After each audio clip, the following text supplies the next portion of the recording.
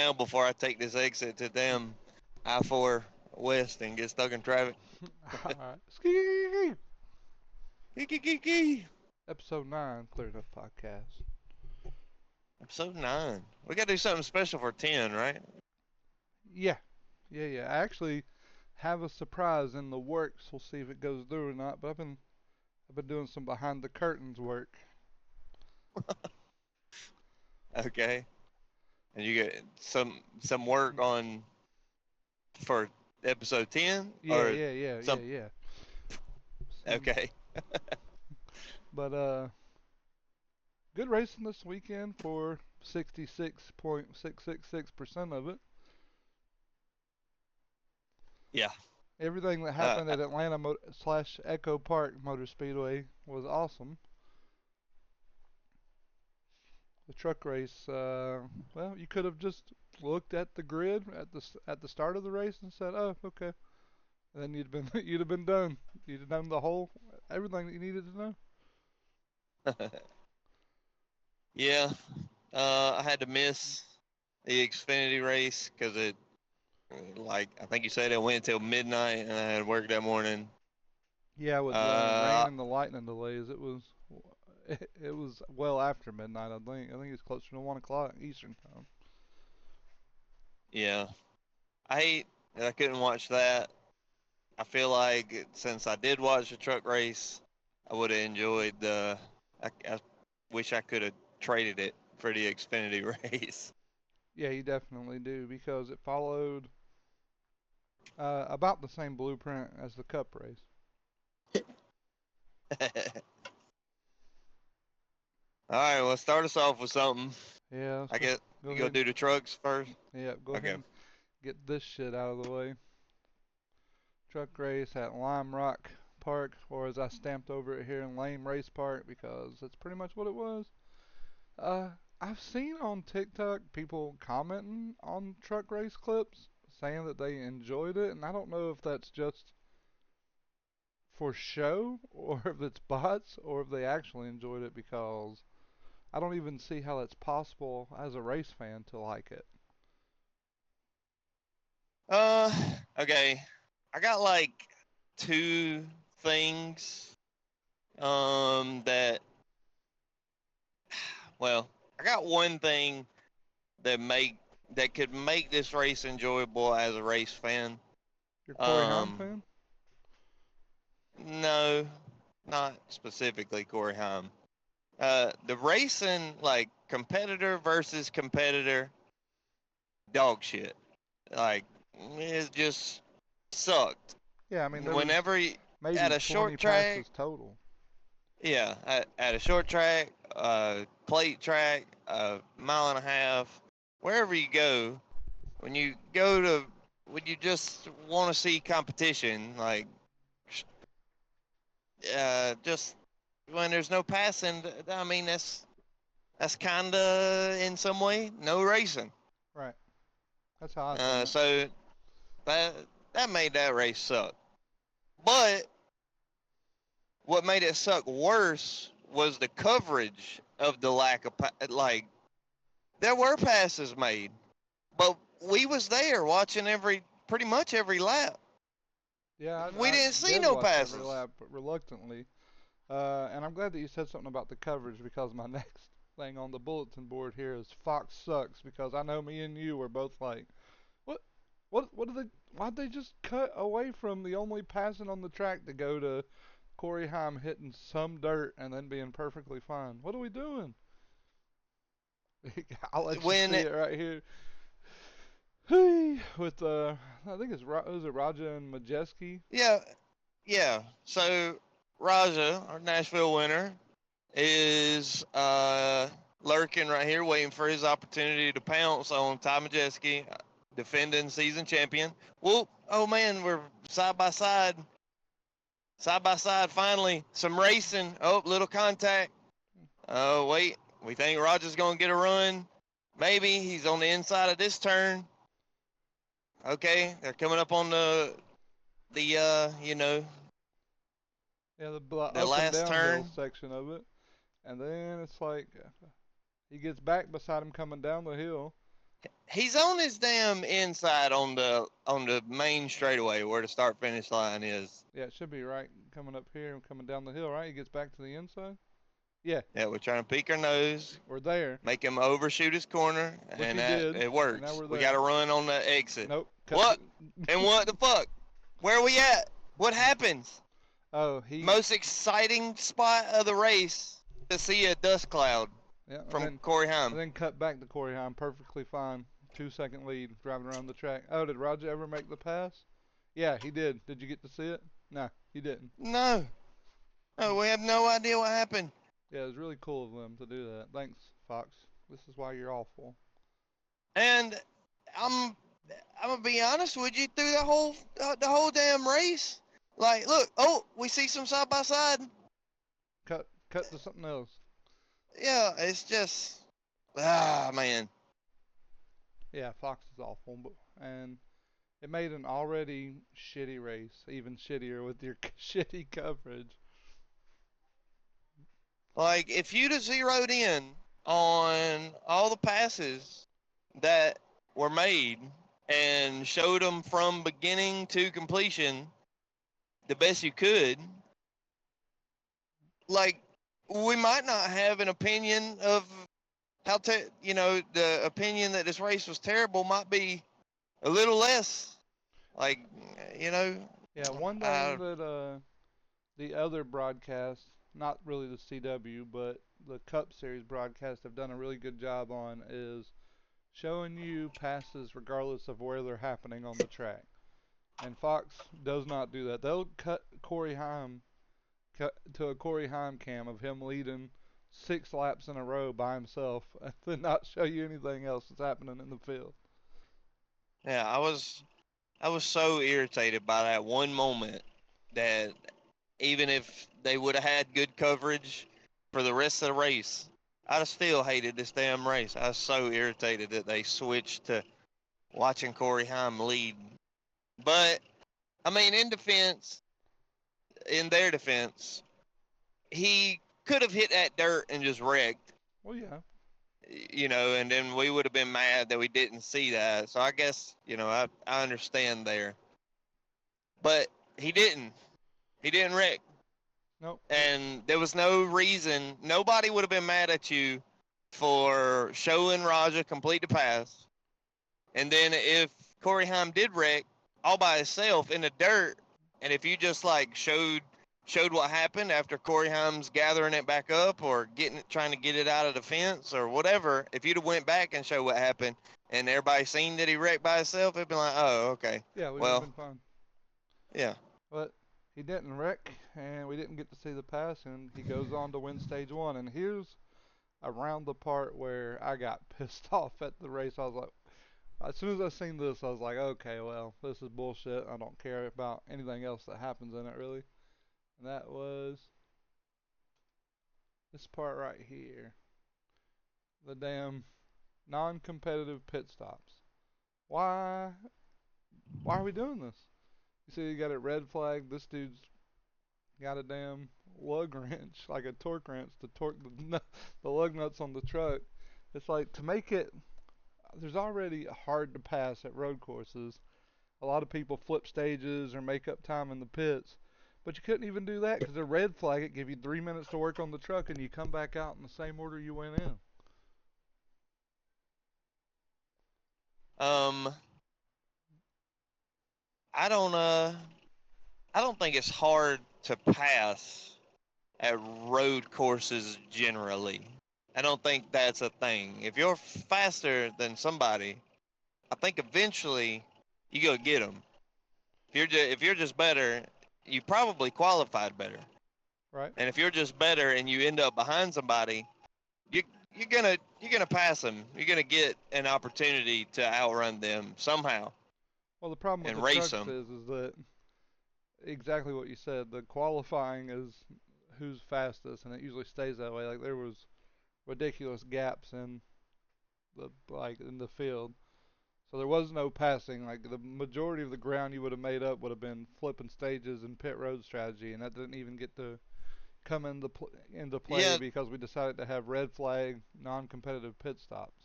and nobody flipped the stage They couldn't. the whole race.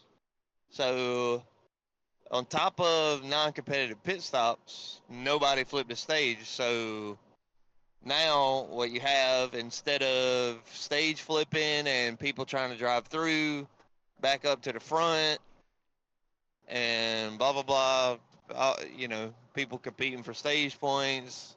Some of those people got to go get back behind slower people because they chose stage points. Instead of all that, uh, you got no stage flips. Everybody pretty much coming out of the pits and lining back up exactly where they qualified, exactly where they were running for that first whole green flag stop. So just Yeah. this Corey. was set up to not be a racy race. It ended up with Corey Heim leading 99 out of 100. They credited Lane Riggs with 1 lap led, and I don't know how they did that. I never fucking seen it. I was gonna bring this up in the beginning because I just found out about it earlier this morning, but that's a small topic for discussion, but it shouldn't even be a discussion. The leader by pylon, by scoring loop, should be the leader until we complete a green flag lap. That leader is the leader until a green lap a green flag lap is completed in my head. I don't think anybody, just because you got to push a good push coming to the start finish line, you're not the new leader. You didn't have control at a restart, but evidently that's not how it works. Nope, they credited Lane Riggs with 1 lap led, but like I said, I never seen that lap led, and I watched every lap. I thought Corey Heim No, led all 100 of them. I don't credit Lane Riggs with leading the lap. Just because you got a good push on a restart from being beside the control car, I I don't I don't see how you can credit if I'm P2 outside pole whatever, and I get a push and I beat the leader to the start finish. I don't say I led that lap. If I beat him to the line on the next lap or that, coming back around to the start finish, yeah, sure, I led that lap. But whoever's in control leads at the green flag to me. Right. And Corey Heim wins stage 2 by 7 seconds. 10th was 23 seconds back. So the difference between first and 10th, 23 seconds. Yeah, looks like an ARCA race. Yeah. And then the only exciting thing to happen was the, I think it was a restart with like 7 to go or 8 to go, something like that. Somebody went off track and couldn't get back going. Then we're gonna Yeah, I see. think Lane locks up to the left front or fronts and pushes out and causes a big Yeah, mix up. cause everybody to pile it up into turn 1. I mean, the track layout is cool. You know, I like this big steep ass hill, but just there was no racing, so it didn't really fucking matter. And if there was racing, you didn't get to see it because Fox sucks. Yeah, this type of track to me is just awful for stock car racing because Yeah, there goes these Raja. There goes. I don't remember who was in the 7, but Perez, no, it's no, 77. I forgot. Oh, was it Jordan? Somebody like Yeah, that it might have road been like course a road racer, course ringer guy, maybe. Yeah, Jordan something. but pretty much ruined Raja's race. He was in the top 10 all day, but Lane Riggs locking it up in front of him kind of ruined that for him. Same for the number 7. Yep. So bad ending to what was a good Spire day. What was you gonna say before I interrupted you? Shit. What was I about to say? Oh. So like this track, these are. This is specifically a road course that I don't like for my NASCAR stock cars because there's no walls, and where there aren't walls, you once you go off track, you're in the grass or sand or dirt, and so the consequence for like overdriving or hitting somebody and knocking them off the track or sending yourself off the track, the consequence is you immediately go to the back. There's like almost no chance of you coming back to the track and maintaining any type of position. Yeah, you go So off the track, like, your race is over. yeah, so like you have to be so careful not to send somebody else off the track or yourself off the track, and it's very easily done with this big heavy car with a lot of horsepower. So it just ends up being trash. Like in comparison, somewhere like Mexico, at Mexico City, there's walls everywhere, no grass, no dirt. Yeah, It's all it's going to be the it's all same with concrete. Chicago Street Course this week.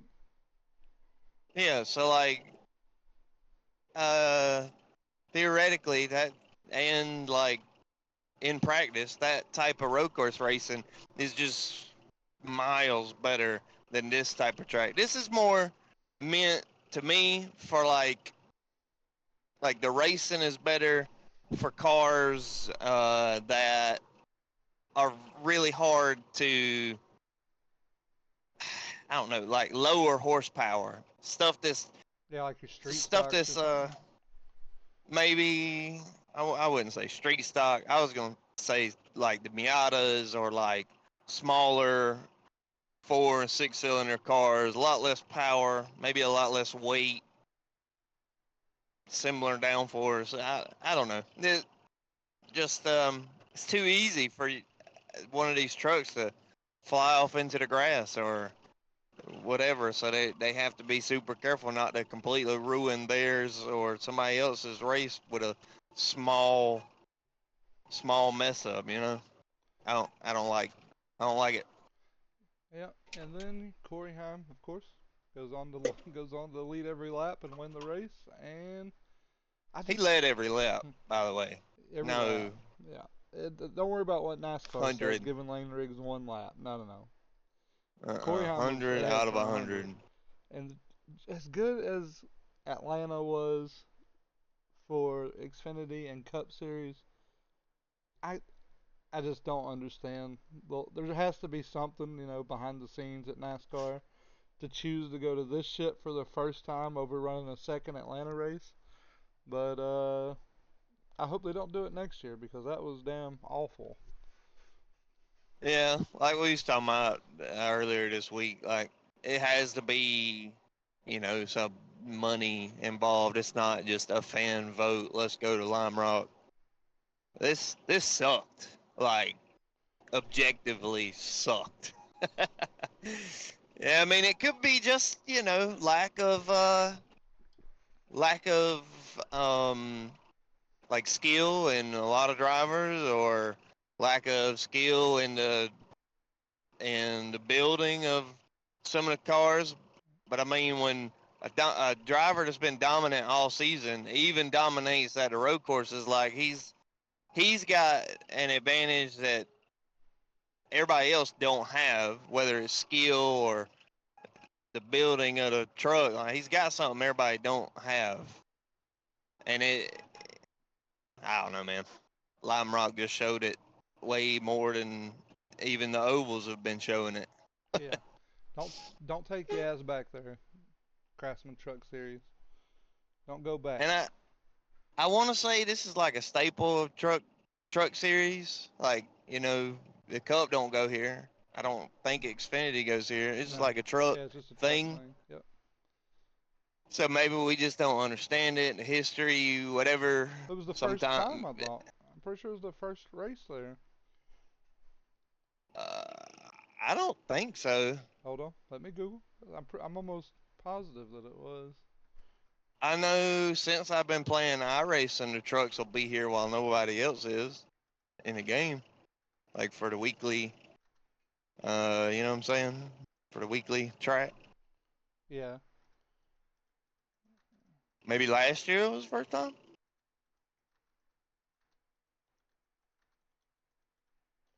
maybe. I thought they said it was the last. one. No, truck. Corey Heim wins inaugural Truck Series race at Lime Uh, Rock. Yeah, it was the okay. first one.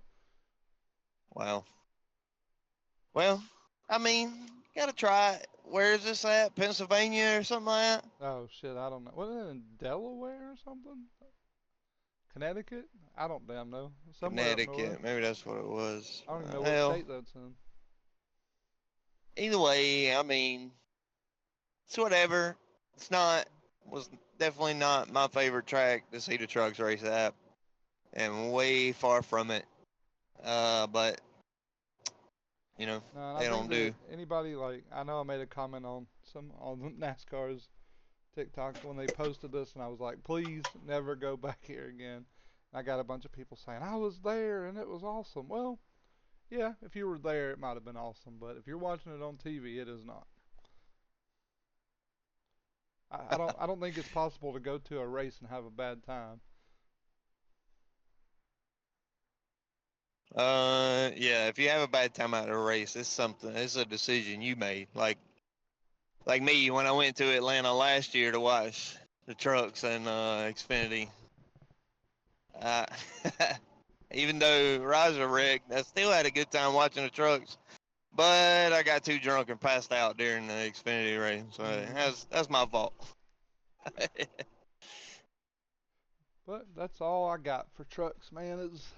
I just wasn't impressed with it. Not much to talk about. I'm surprised we stretched it out as long as we did. I think if Prime had a covered the truck race at Lime Rock, I think we'd have a at least a little bit different opinion or a little bit less hateful opinion, I guess, Yeah, it could because the have been coverage better. was so bad. Coverage might have been able to make it bearable if it was better, but Fox Yeah. continues to be awful. But we'll move on to the Xfinity Series race. I know you didn't get to see it, so Yep. Everything's news to me. I'm gonna just go off your clips. it was a really good race though. I thought, like I said, similar to the Cup as far as the way it played out. Go start out with the 20 or the 16 of Christian Eckes getting into the 31. Christian Reckes, as I call him, he's a damn weapon, boy. He's like, if you get around that 16 car, you might want to watch out because he'll send your ass for a ride. Whoa.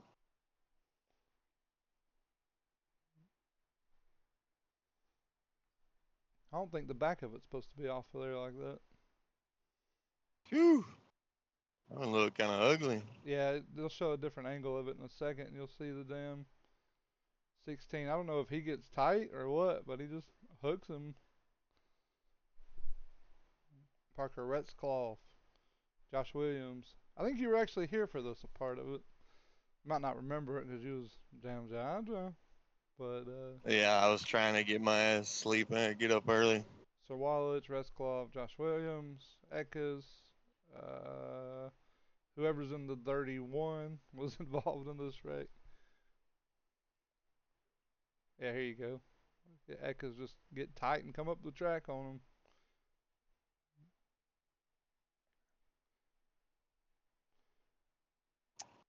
Well, he kind of got drove down On, yeah, onto, but no reason to assume that 16 is gonna lift for you. go Yeah, down. or lift or anything. Yeah, no, no, no. He's But I think he assumed that 16 was gonna go down to the bottom when he just did not, and that sucks. yeah. That's a that caution. Then the favorite to win the race coming in. He's kind of like the super speedway guru of the damn Xfinity Series. Austin Hill fuel pump issues early in the race. Gonna knock him out of it. Well, I don't know. Maybe you got something in here about this, but Austin Hill told somebody who's gonna beat the shit out of him. Did Who's he he? talking to? I don't know. I didn't hear anything about that. That's interesting. You might have to Google that and see if you can find something about it real quick. But he told somebody Oh, somebody flipped him the bird. That's what it was. Somebody flipped him the bird, and he was like, "Man, don't be flipping the bird at me. I'll come beat your ass." I don't remember who it was. It was like the conversation was from the back of whoever he was talking to's head. But there was some some verbal conflict between him and Sundown Body. Some drama. I don't know what it was about, what it had to do with, but uh, Let's see if I can see it real quick. I don't know if it was from last weekend. Daniel Dye. Oh, what the hell? Yeah, I don't know. That's weird. I don't even remember anything between the 10 and the 21, but I mean, Just because Austin he flipped Hill, him the bird, apparently. Austin Hill will beat his ass. He's a lot bigger than Daniel Dye is for sure. He's able to drag him. And then following the Cup Series format, a big wreck right here on this restart. Big wreck. Shit, that was a pretty big one right there. Not compared to this Are we one. still in stage one? Yeah. I 6 think to I was go. probably asleep by this point. I remember seeing Austin Hill Yeah, this was getting coming. worked on. This was coming back from a weather delay with 6 to go in the Oh, stage. yeah. I think weather delay, I went ahead and went to sleep. Yeah, I think he So it had was something. already like 9 o'clock, something like that. Yeah, you shut it down on me. Sorry, buddy, I had to.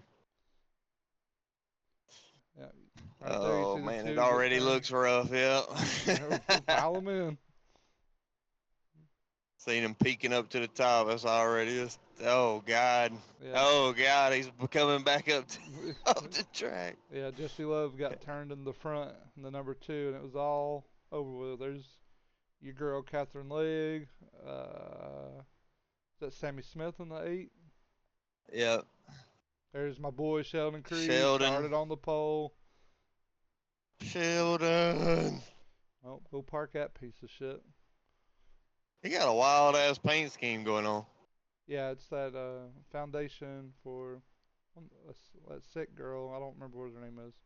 Jacqueline or something. Foundation of Jacqueline, some shit like that. Just some crazy colors. There's Jeb Burton.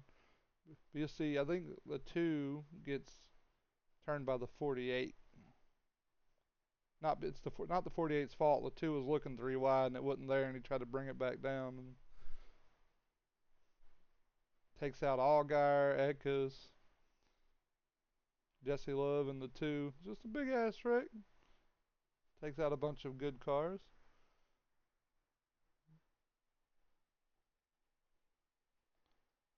We're gonna end up. Golly, did that 39 end up going like head first into the wall?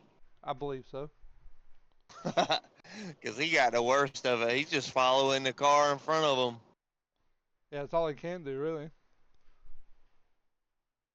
Let's go and end the stage and That was give it ugly. to. Damn. Taylor Gray gets a stage win. Do you get the impression that Jesse Love is like, I don't know, less experienced than everybody? Or just like immature or something? I was getting ready to say, I get the impression that he's crazy as hell.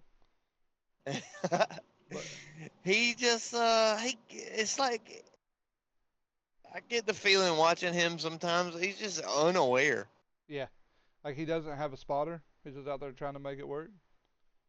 Like, he's always fast. Yeah, he actually comes back out of, or comes and leads laps with a duct tape together car in this race. Like Pocono and different tracks, man. He's always fast. He's not, I don't feel like he's ever the fastest, but he's always fast. But then, like if I was, so like if I was, what's his name from Pocono, damn, Connor Zillage. And you hear him talk about this on Junior's podcast. He co-hosted with Junior after Pocono. If I'm Connor Zilich and all I have in front of me is Jesse Love, and he probably knows this because they're like best friends, but uh, like I just feel like I can easily work him over, even if he is faster. I feel like if I just fake to the bottom or pretend like I'm going, dive bomb him, he's gonna freak out and wash up the track or something. Like I just don't feel like he's mentally very strong. Yeah, I could see that argument. I don't have any more specific instances that make me feel like that. It's just how I feel right now, looking at him race at Atlanta and seeing him race at Pocono. I feel like I could work him over easily. That's just me. We're gonna see the damn 48 car go for a ride. There's a bunch of people spinning by themselves, much like the Cup race. I don't remember if the 48 gets any help here or not, but I do remember him spinning out. Because, I mean, this is eventually going to be your race winner, the 48. But he does go for a little ride through the infield. Lucky not to damage the splitter.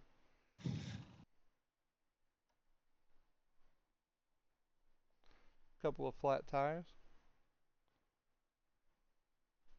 No big deal.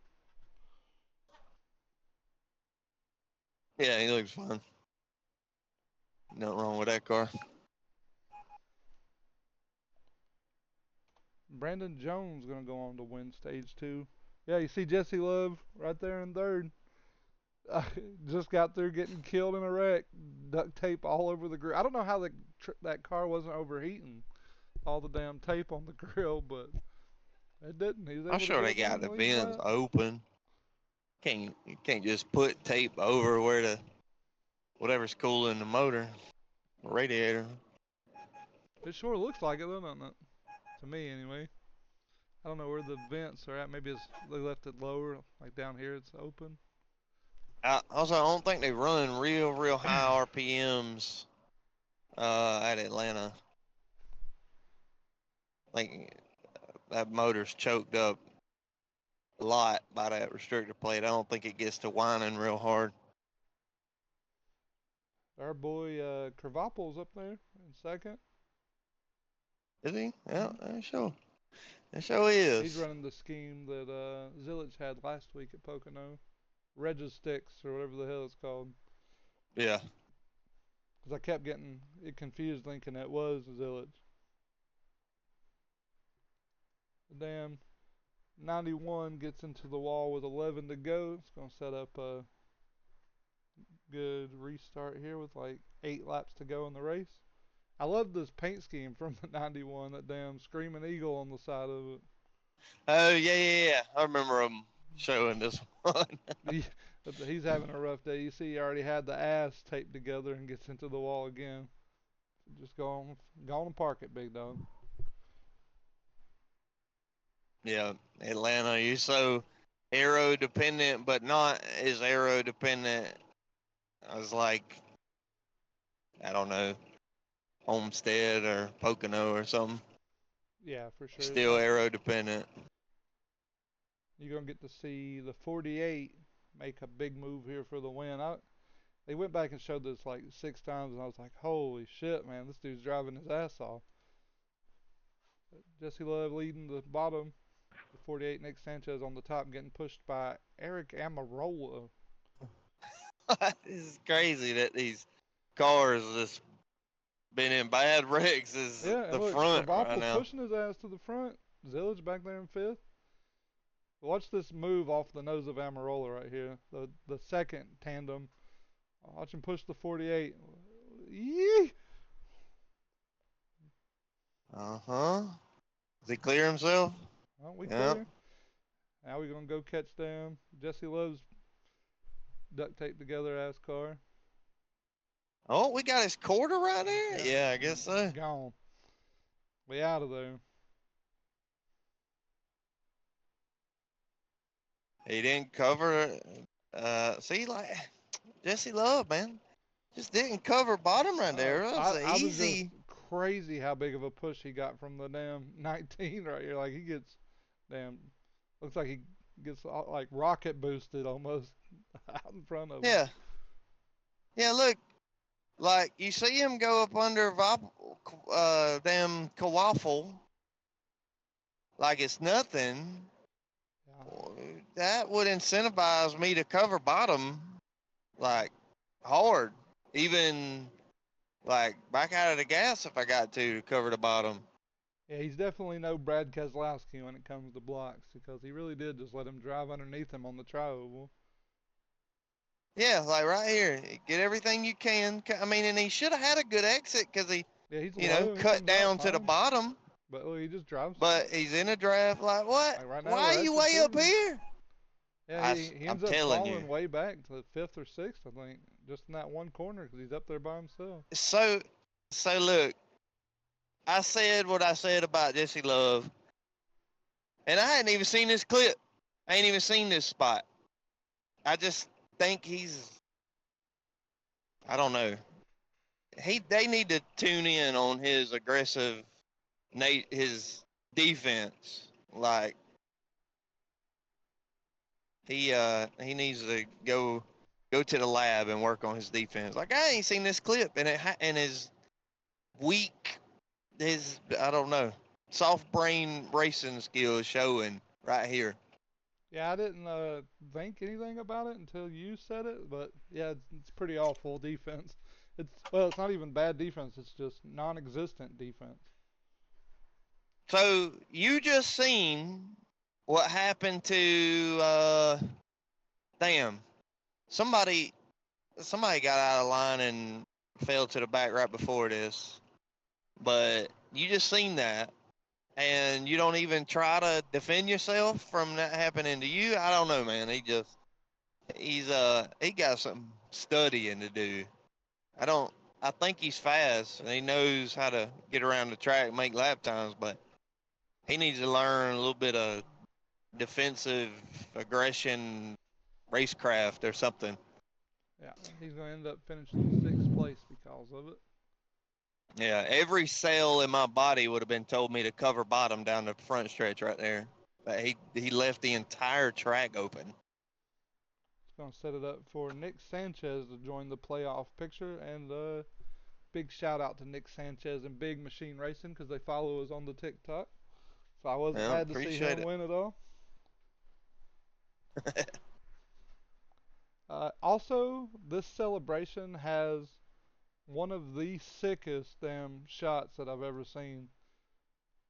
Like, I don't love the CW's coverage, but when he goes and burns them down and he's like going to hug his team and his damn, like, it's nighttime and the lights are lighting the smoke from the back and he's it was like walking through it. It looks badass to me. Well, hadn't seen it. I see.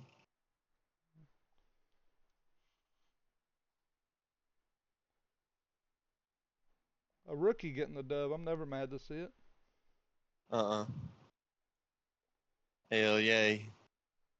Putting some mark. He's the first one to put marks down in the NASCAR world Yeah, he's laying it with down too. New Echopark title. First first NASCAR driver to do a burnout at Echopark. Damn sure would.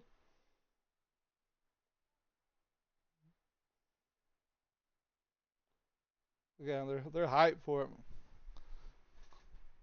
It's this scene, like right here. This shit's just sick to me with all that smoke and shit in the background. How it's lighted by the lights, Yeah, it is. fireworks Well, going off. I don't I don't think that has anything to do with coverage. Just Yeah, them. just being just a damn sick ass scene. Crew chiefs, real hype about it. He's got the damn junior auction gloves on too. Yep, this is badass. Ain't mad at it at all. We like Nick Let's go, Sanchez. Sanchez. We're big fans of Big Machine Racing over here at the Clear Enough Podcast. Here's a look at your playoff picture. Only 5 spots left. And Sheldon Creed and Ryan Sieg now even on points at the cut line. Sheldon Creed's only ahead because of average finishing position, but they're 0-0 for 12th and 13th for the last spot in the playoffs. Mm. And Harrison It's Burton's tight. only 1 point behind them. Yeah, it looks like really Sam Mayer's the only one safe pointing his way in. Maybe. Yeah, I think Sam Mayer should be just fine, but the damn definitely 10th through 14th is real tight. Shit, even I mean, I wouldn't say Carson Waffle was safe. No, definitely not. A string of bad races can definitely make you switch spots with Daniel Dye down there. But it might not matter because Daniel Dye might get his ass beat by Austin Hill apparently. Just for flipping him the bird, I think I watched Denny's podcast. He said I wouldn't be flipping the bird at Austin Hill. That's a big dude. It is a big ass dude. And his face is already pushed in and flat anyway. He ain't got nothing to lose from He might need some reconstruction. it. I don't know what he looks like. Don't let me talk bad about him. He real ugly in the face area. I'm excited to talk about this one, man. Yes, sir. Cup Series race was probably, I mean, ain't no probably to it. It's the best race of the damn season. And I don't know, man. It was just badass all the way through. The reason that I'm excited to talk about it is for the later slides, like towards the end.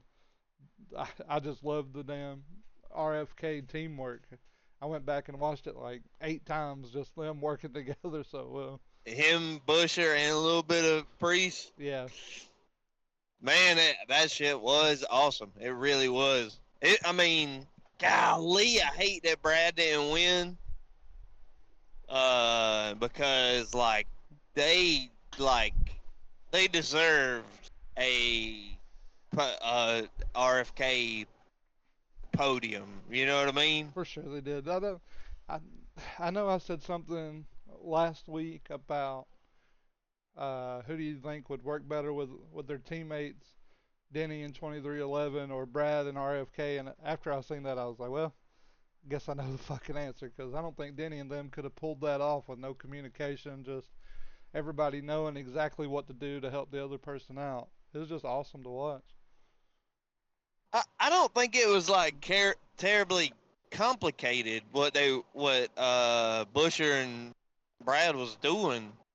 It's just that they were doing it and sticking to it, and I think difference in let's see. You remember how I was talking about if somebody like really experienced gets in the lead, like it's gonna look like Kyle Busch in the trucks. You know what I'm saying? Because Yeah.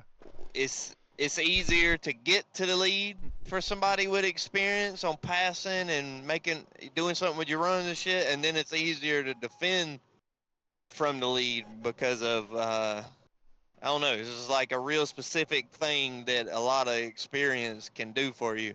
And then the fact that Brad had Busher right behind him through that whole stretch, like he was able to manipulate where he wanted the air at what time. It was I don't know. It was awesome. It was a good showing for Brad. He really flexed on the field. Yeah, for somebody that wasn't He having didn't. a good season, it was glad to see him at least have a good race. But Yeah. don't look now. Brad's slowly putting together a chain of good races. I mean, he's strong at Pocono. Ended up driving through the field a couple of times, even though he stepped on his own deck a couple of times. He still ended up top 10 finish. And then Yeah. second place here. We might be damn getting rid of our Brad luck and turning the season around. Maybe. He ain't got much left. I Nah, don't I don't think these road think there's a courses are going to help him possibility. out, but maybe I mean, Dover. there's basically no possibility of him pointing his way in, right? I think it would take a miracle.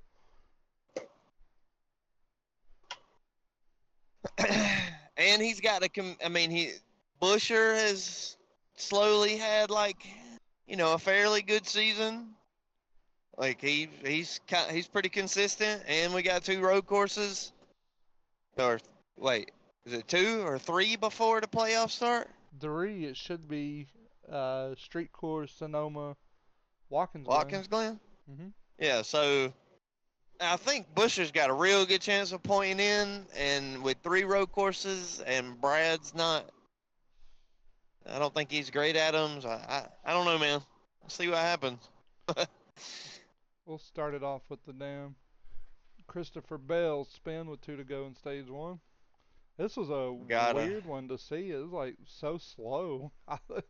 It's just strange that somebody as experienced as Christopher Bell just had it like just slowly drift away from him here.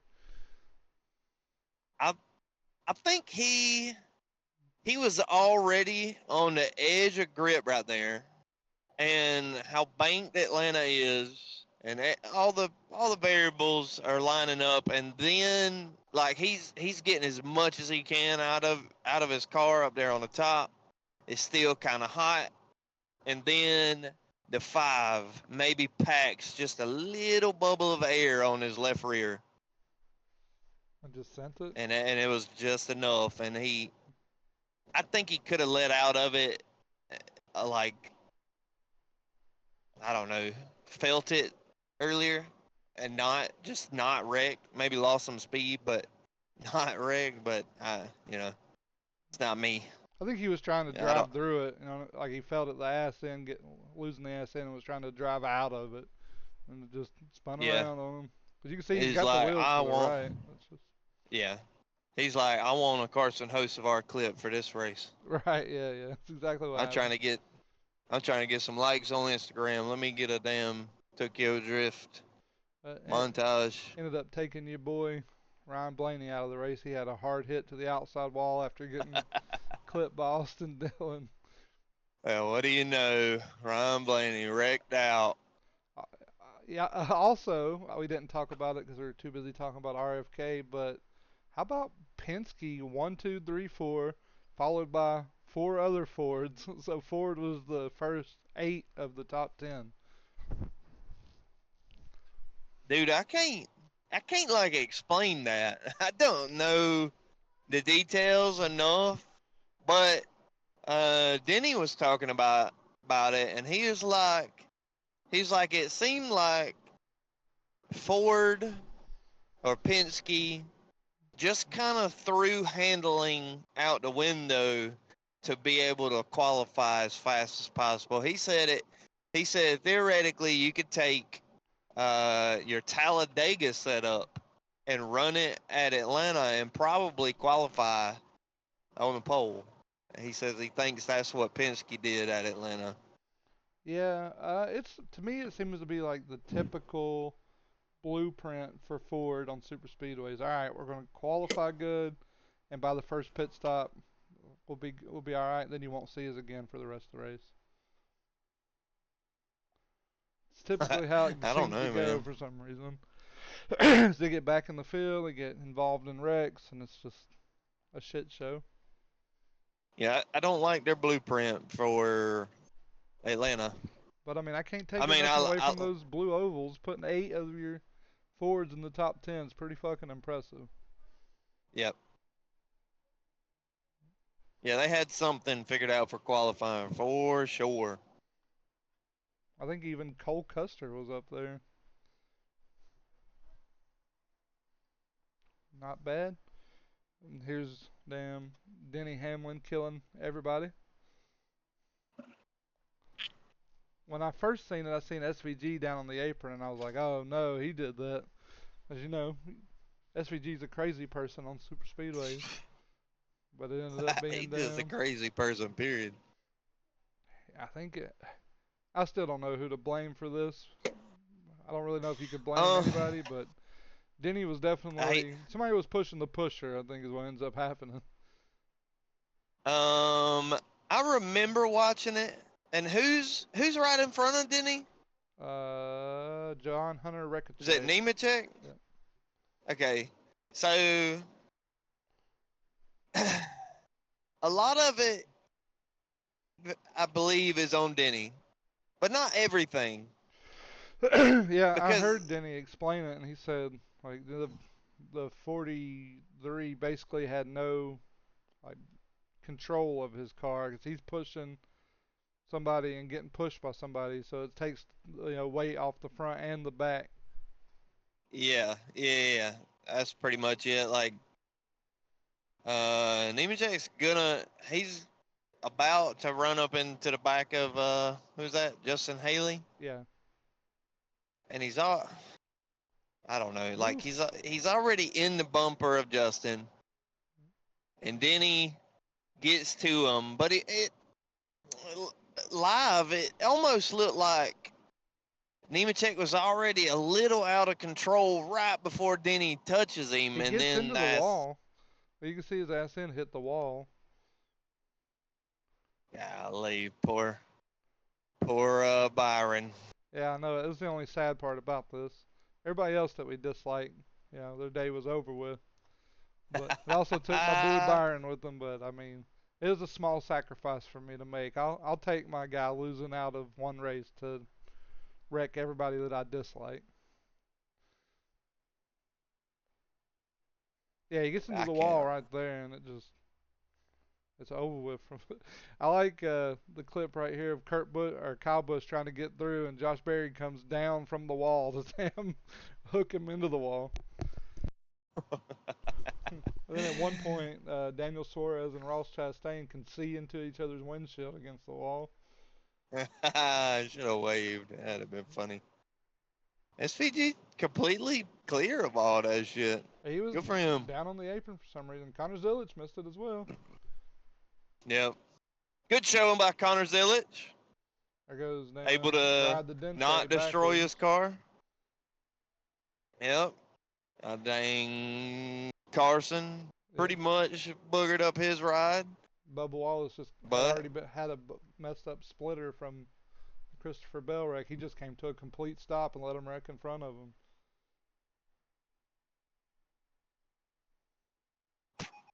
yeah, I think if Denny just checks up, this shit don't happen. So majority, if you want to blame somebody, I think Denny is probably your best candidate. A little bit on Justin Haley, just from losing it before, or he was fucked up before Denny even got to him. I think. Took out a lot of the field. All the Penske yeah, cars were gone after qualifying 1 through 4. They didn't even make it to the end of stage 1. yeah. And Blaney was already out, or he yeah, got Blaney was into out for this. the Christopher Bell wreck. Remember, he got hooked into the wall by Austin Dillon. yeah, there's Cindric. Then he said, and he used the iRacing terms. Then he said he got arca braked by Austin Cindric. He damn sure did. uh, if Cindric would just brake, like he said that he's trying to make the gap, but it closed on him. Look, I think Corey LaJoy is still trying to bump draft Daniel Suarez up there at the top, but it ain't working. Poor Corey. He come back from working at Amazon, What and was damn Joey Logano doing? Like, who knows? he never checked up, never nothing. It's just, I think he messed up, took his hands off the wheel too early, and his feet off the pedals. Maybe he thought the pedals was gonna hurt his feet too. yeah. Here's Suarez and Ross Chastain, hood to hood with each other. Hey, amigo, it's no good. Amigo, you cannot park there, Holmes. Yeah, this no good. How much you pay the new guy? Yeah, too much. Too much. That's gonna end. Poor Suarez, man. God, he was probably gonna be fun to watch for the whole race. Yeah, it ends it. This graph is wrong. They end up going back to the stupid ass scoring pylon and giving Austin Cindric stage 1. Is that right? Do I have the slides mixed up? Yeah, that's right. That wreck was come in stage 2, so it was just one ahead. But Austin Cindric ends up winning stage 1. and then dying and right off the bat. Yep. And I think that was the biggest wreck I can recall. 23 cars. Yeah, it was a lot, buddy. They damn piled I them don't up. now. The only thing that I would be want. I want to. comparable is maybe like the big one at the end of Talladega or Daytona, but since we've been watching together, I don't even remember one that big. That thing was huge. I want to take like a small second to ask you, make you think critically, constructively, whatever. Because I don't really have an answer, so I'm gonna go off of you. But how valuable is quote unquote the big one in NASCAR? How valuable is it? Yeah, how valuable is it in any way? Uh, Like, I think that it makes super speedways more interesting because you end up with, or you have a percentage of a chance to end up with a damn Harrison Burton situation. yeah, And I'm always in favor of seeing somebody that's not supposed to win. Like without a big ass wreck that takes out 3/4 of the field, Harrison Burton ain't winning no damn Daytona 500, 400, whatever it was. nah, I mean that's just a dice roll anyway. So I mean I like it. I don't want anybody to get hurt. You know what I mean? I don't want to see anybody get injured. But Yeah, I think it helps keep your casual fans. I'm just here to see a wreck type people. yeah, So I mean, I'd say it's pretty valuable for the sport. yeah. Okay, I mean that's about where I stand too. I feel like the main value is, hey, you want to come watch this race with me? I don't know, man. I'm on the fence. I don't know. And then you're like, look at what happened last year at Atlanta, and you see just all these cars mangled and getting towed off the track, busting into each other at 170 mile an hour. Uh, damn, that's crazy. That's I think it's pretty valuable. The big one is called the big one because it's a NASCAR thing. It's not. There's no other motorsport that is built on structure and gentlemanly type racing, and then that shit happens. There's not another motorsport Yeah, that has that. I think it's a big selling point for NASCAR. It sucks for the teams, and if you're a fan of one of the drivers caught up in it or whatever, and it's expensive. yeah, But I think a big wreck like that brings back the money that you lose having to build back race cars. for sure. And I've been on both sides of the ups and downs this year. My boy William Byron, back-to-back Daytona 500s off of the big one. He was in like Yep. eighth place when they piled him up in front of him, drive through it to the checker on the last lap, and Yep. then at Atlanta gets caught up in the big one, the pile up. So I mean, it definitely Hey. it definitely adds to the sport for sure. And also, I heard somebody, I don't remember who, one NASCAR, old heads, say Yeah. if you start watching NASCAR as a kid, basically you come for the wrecks and then you fall in love with the sport and you stay a fan of it forever. I think that's pretty accurate.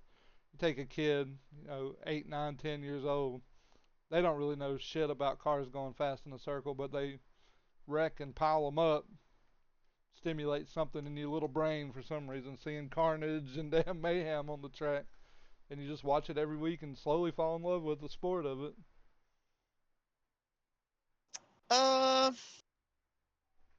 well, I guess, man. I'd never seen it like that. I think the wrecks are valuable in the same way that like fireworks are valuable. It's just there's something about big expensive explosions that are just awesome to see and experience and be a part of live. Yes. But I don't think the Rex didn't draw me in as a kid. It was just off of it's what your parents liked. So you started like that to me, or that my dad liked Davy Allison, Dale Jarrett, and they watched all the races. They never. I mean, there wasn't really like big ones back then, and I just started watching NASCAR because my dad watched NASCAR, and I got into it and racing and everything. I think racing is a culture that brings kids to the racetrack. Wrecks are what bring like your damn people that have no interest in NASCAR see a big wreck. Now they're into NASCAR. Yeah. I mean, how could it?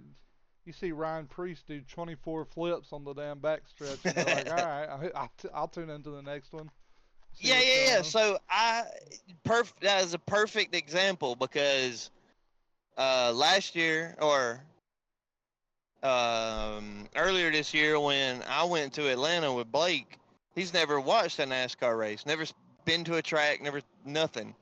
Don't know anything about NASCAR, and I was like, Blake, he's kind of on the fence of like, how am I gonna feel about this? Is it exciting? He was really just there to drink beer, and he's happy to drink beer with me, which is Right. fine, great, and it was cheap tickets. But I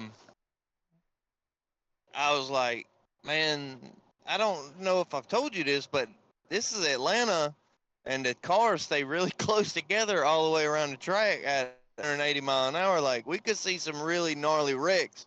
And I pulled up a clip of Ryan Priest at what was it, Talladega or Daytona, I think he's done it at both. Yeah, it's hard to tell. whichever one it was that was the most recent. I pulled up a Ryan Priest clip and I was like, "Look, man, it's entirely possible that we see something like this." And he's like, "Oh my god!" So it's not even the big one. It's just Ryan Priest flipping and his car getting destroyed. And that got Blake hyped, and he ain't never even seen a NASCAR, nothing. Never been interested in the slightest.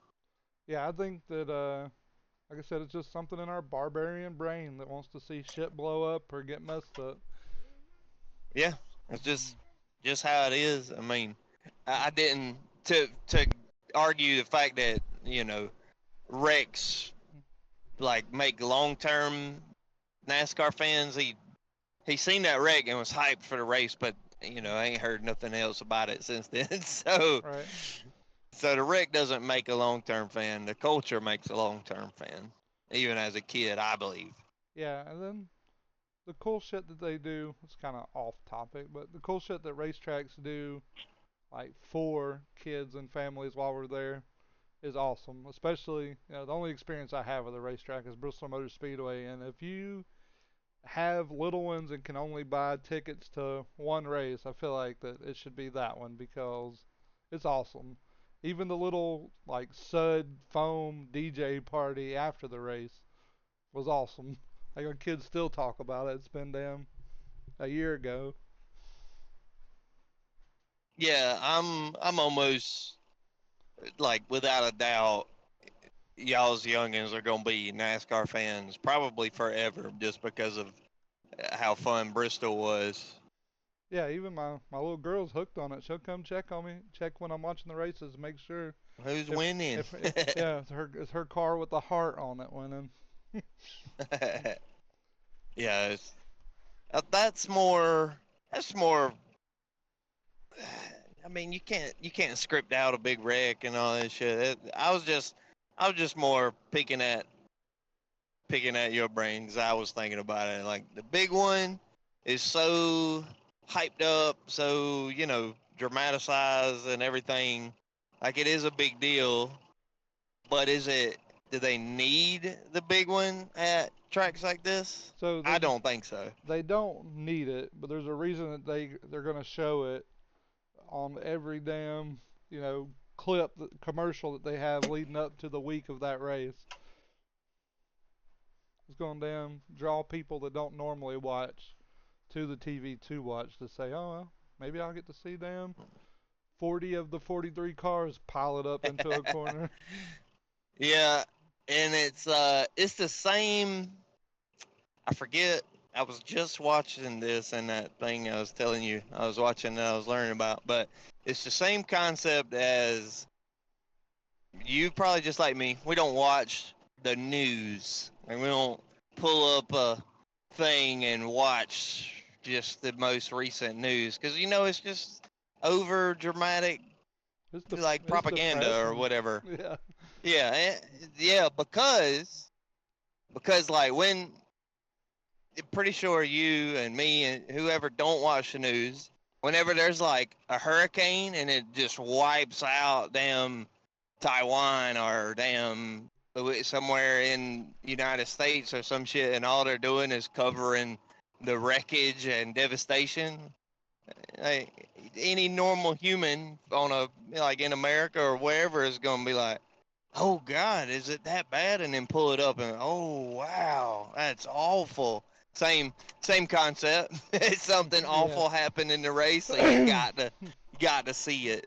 Yeah, for You sure. don't support it, but you got to see it. I feel like that we're at the perfect moment in time because the cars are so safe now that you can watch them people flip and damn big ass wrecks and carnage and not have to worry about the safety of the driver for the most part. You know, Yeah. it's been a long time since somebody's got severely injured in a race car. A cup series, like anything in NASCAR. Spectrum anyway. Uh, yeah. I mean, it's been some years since anybody's gotten real hurt, but Yeah, I mean you see your they minor still get they injuries still like get Alex minor in. yeah, like Alex Bowman. He took a hard hit. Where was that at? I don't even remember. Was it Kansas or Michigan? Um, no, it was before Michigan. But he's still having, slight back problems from it. So you'll get your minor injuries, but it's been a long time since somebody's been severely injured in a NASCAR wreck. Yeah, it was, I I want to say Cup Series. The last one to like die was Dale. Yep. Yeah, Dale Earnhardt. I don't think anybody's died in NASCAR since then. To be honest, was that 23 years ago? Yeah, 2001, right? One, yeah, 24 years ago. Then Yeah. that's a big. That's a long. That's the longest. As far as fatalities, that's the longest safety stretch NASCAR's I had. That's a little over a third of NASCAR history, I think. Sounds right. Between half and a third, something like that. Yeah, I mean, of It's course, pretty good. it's a rough sport. You're gonna get damn broken bones and stuff along the way, but it's minor in the grand scheme of what could happen to you at 200 miles an hour racing inches away from each other. Yeah, yeah. Still absolutely dangerous in the sense of the situation, but uh, really safe cars. I think. I feel like we're safe enough to race Atlanta with no restrictor plate. So you can give them. I think the racing will be a little bit better, even though it's like the best, and you probably shouldn't change it. But I would say that they are safe enough to take the restrictor plate off at Atlanta. I'd like to see Or them test it, like maybe test, how they go and test tires. Maybe take the restrictor plates off and like just 5 or 6 test. cars at a time or whatever. Yeah, even if it's just like within teams like Hendricks or 2311 or JGR, just go test the track, let them see what it looks like without restrictor plates with cars running, maybe two wide beside each other. I think, whew, man, that car would rip like, God, it'd be so damn fast around the corners at Atlanta. It'd be like Bristol, but at 190 mile an hour. It'd be hauling ass around them corners. It's like while we're talking about track and car changes, I've seen the new TikTok trend. People hashtag give Texas the Atlanta treatment. So they're wanting a damn Texas repave.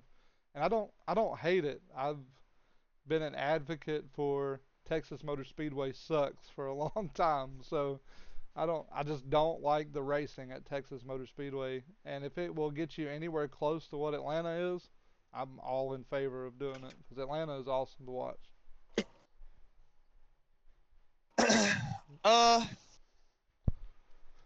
damn though, man. The Texas was good as hell for trucks and Xfinity though. I mean, they kept screwing up, hitting the infield grass, Yeah, and it's also where but that lap car killed them. Allgaier, right? Texas Algar. ruined what was going to be an But awesome race. they did really good at Texas, but I guess Cup Cup was pretty shitty, right? I believe it was kind of a snoozer, yeah. I can't remember who won. Was it Larson? Was it Larson? Trying to remember. Either way, damn, I'd hate to tailor Texas to making the Cup Series better. But I mean, Joey Logano won Texas. Ross Chastain, Ryan Blaney. Those are your top three. it was them. Michael McDowell leading on the like last lap or two, Yeah. and he wrecked himself. Mm-hmm. Had a tire go Uh, down, right, or something? no, he just overdrove it, smacked the wall, trying to defend against Joe Logano. I remember that specifically because it was heartbreaking. But if it'll get me racing, if anything will get me racing like we see at Atlanta, I'm in favor of it because it's awesome to watch. And we have enough mile and a halves to where, wouldn't hurt. I don't think it would turn Texas into a drafting track, but I do think it would make it more interesting to watch. I'm gonna get political with you.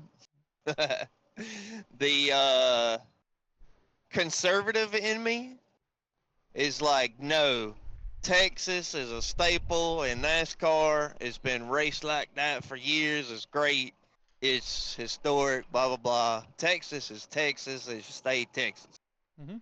But the progressive in me is like, that is new, and it'd be nice, and we should try it like that. But so I don't know. I'm torn between the two. I like Texas as it is, but Atlanta on TV right now is probably the best track in the schedule. Yeah, especially for Cup, it's just you can't beat it, man. And here is Because I think this is the only track right now that the leader is not at an advantage. Like, you're at a disadvantage if you're the leader. yeah, you almost have to do more driving when you're the leader than when you're second place. Yeah, the runs come from, like, if you're in second place, the runs come and they're strong. So, damn, it's hard to vote against the Atlanta treatment. I don't want to race it on iRacing. No, I It's don't. I terrible don't with a like bunch of racing people that. Atlanta. It's awful. It's like there's in iRacing there's a super speedway dynamic, and you know it real well because that's your favorite thing to do. I hate it. And then there's like a general mile and a half dynamic. That's my favorite thing in iRacing. There's a lot more skill involved and a little less, like, having to negotiate positions and getting runs and stuff. And Atlanta in real life is a perfect combination of the two. At New Atlanta, but Atlanta in iRacing, New Atlanta, people that only race super speedways take their super speedway driving to a track that needs some skill and end up ruining it for the people that understand the balance of the two. So, anyways, I don't know how I feel about changing Texas. I would like to. I wish there was a way that you could like test it and see, and then be like, all right, we don't like it. Let's just take this millions of dollars worth of pavement off. Yeah, Yeah, there's can't no do way, that. no way to do it. we'll move on here to our damn photo finish of stage 2. You remember it? Oh, with Reddick and Elliott. yeah, Oh, 00001. yeah. Oh, dude, Chase Elliott Is a is madman. savage. Yeah. He is a straight savage. Didn't know. He's borderline fucking reckless, man. He definitely was on Saturday for sure. He's a damn crazy person. Like I don't know if it's because Dude, it's his hometown track and he wanted that win so damn bad, but he was driving his ass off, putting that car places that didn't exist. yeah, man. I did not. I have never given him credit on any of his races that I've watched, especially this year. But for him to have been up here almost by himself the whole race and to get the win and drive the way that he did and not get in a wreck, like man, whew. I'd love to have seen Brad get the dub, but Chase fucking earned this one, dude. Like Yeah, hands he down. drove his ass off the whole race. Like yeah, I know a couple times we were like, he's crazy, he's crazy. I feel like we said that a lot throughout the race because he was just He fucking is, man. That dude just wild. Oh man. But Atlanta tends to yield finishes like we seen at the end of the stage, and we seen that last year with the 3 wide finish. It's just good, man. Like the, I don't know what it is where you see 0-0 something of a second finishes at Atlanta, but it's good. Also, their high speed camera fucking sucks. Was it an iPhone 6? Why does Yeah, why does the this is pretty pictures bad. look like this? I mean, they are hauling ass. I get it. Probably hard to get a good still image. But Tyler Reddick's gonna win it by not very much. Oh, he was way ahead. Fuck you talking about? And the damn our boy SVG gonna go for a spin. Oop.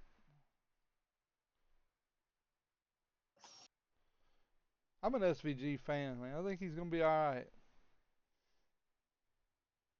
Yeah, I think he's gonna take a while. He gets damn wombo comboed here, doesn't he? I think he gets the 2 car treatment. Somebody starts to spin him, and somebody else finishes him off. I can't remember. He's up there on the top in like 8th or 9th back there.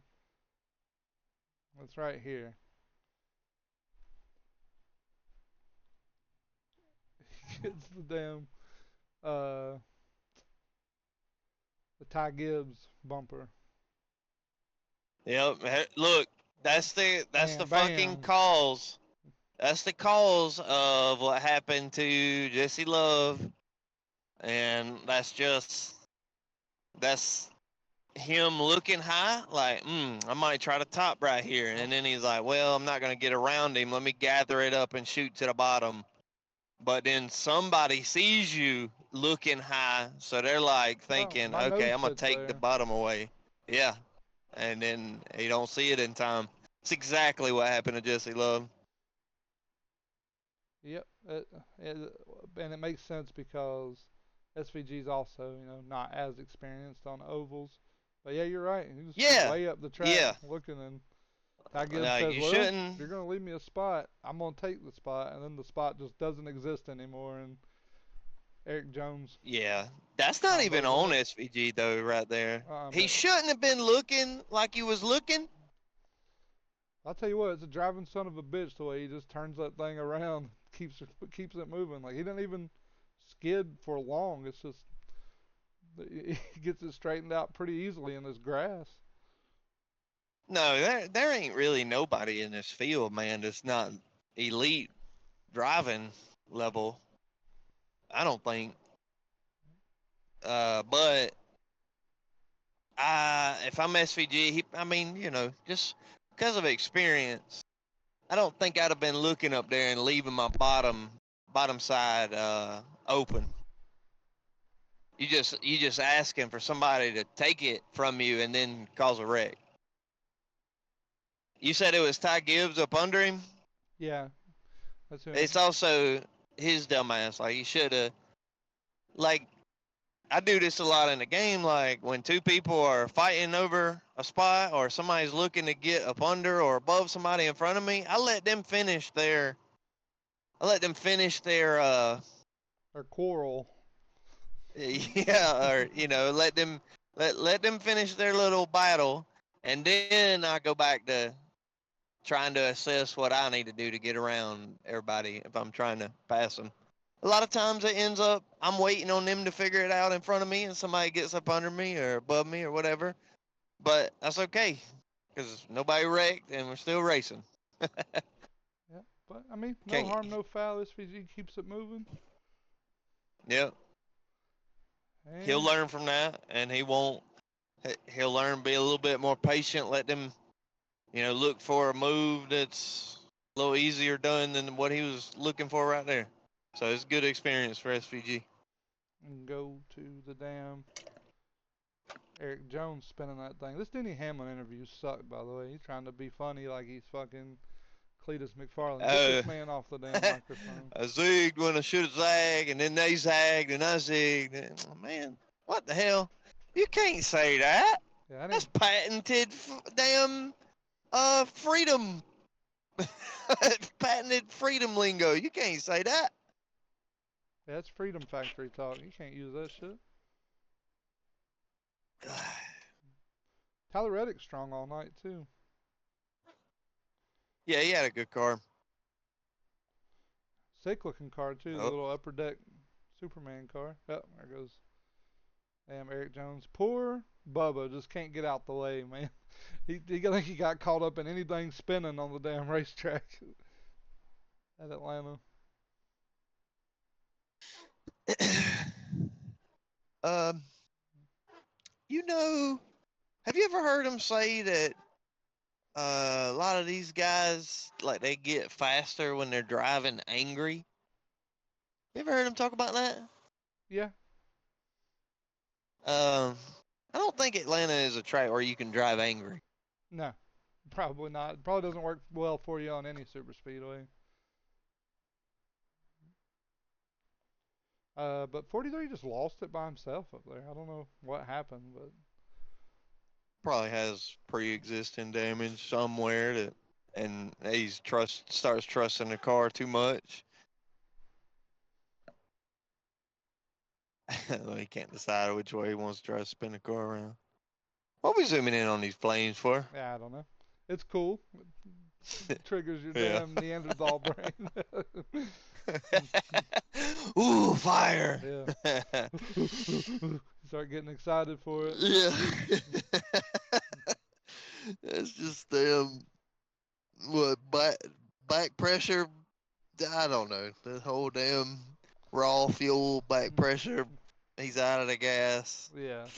Speaking of fire, this paint job was fire. I like the scheme, but get this son of a bitch off the track. We like Lift 14 it. laps. Put it. We're like 14 laps down for this David Starr guy, and I was like, God, please just make him go park that thing. Yeah, man. I did really, really like his paint scheme. Like it's so dirt track looking to me. But that some bitch should have been off the track Whew, yeah. at the start. It was hard to watch. Yeah, I think within like 4 laps we were a lap down. I was like, how are we a lap down at Atlanta? Just please get him off the track. It was. Buddy, if it's a cup race, I get it. If it's Xfinity, maybe even trucks or definitely ARCA, you're race testing pretty much. Like there's no big huge audience here to critique the race product, but cup level, we can't run race pace at the start of the damn race. We got to go. That's a no. That's a no starter for me. I don't know what we were doing. As soon as I seen, I don't even remember what we were talking about, but I remember saying something about it before the race. And I was like, what are we doing? David Starr? fuck is that guy? Yeah, who the fuck is this guy, huh? Get him out of there. Yeah, what the hell, man? It's not cool to see somebody that can't get it together and run within a second of the leader at lap one. Yeah, not only is it not It's cool for me, I can't imagine it's a fantastic time to see the green flag drop on a drafting track and everyone pull away from you, and you think, well, good news is I've only got 259 more laps of this. I don't know, man. I hate it for this guy. It may not have been his fault at all. They might have like completely missed the mark on setup. But golly, man, if you'd have just hit up Brad, like, Brad, look, we're gonna try to run Atlanta. We tell us where to run our splitter gap and a spring ratio on the right side or something. We'd have no idea.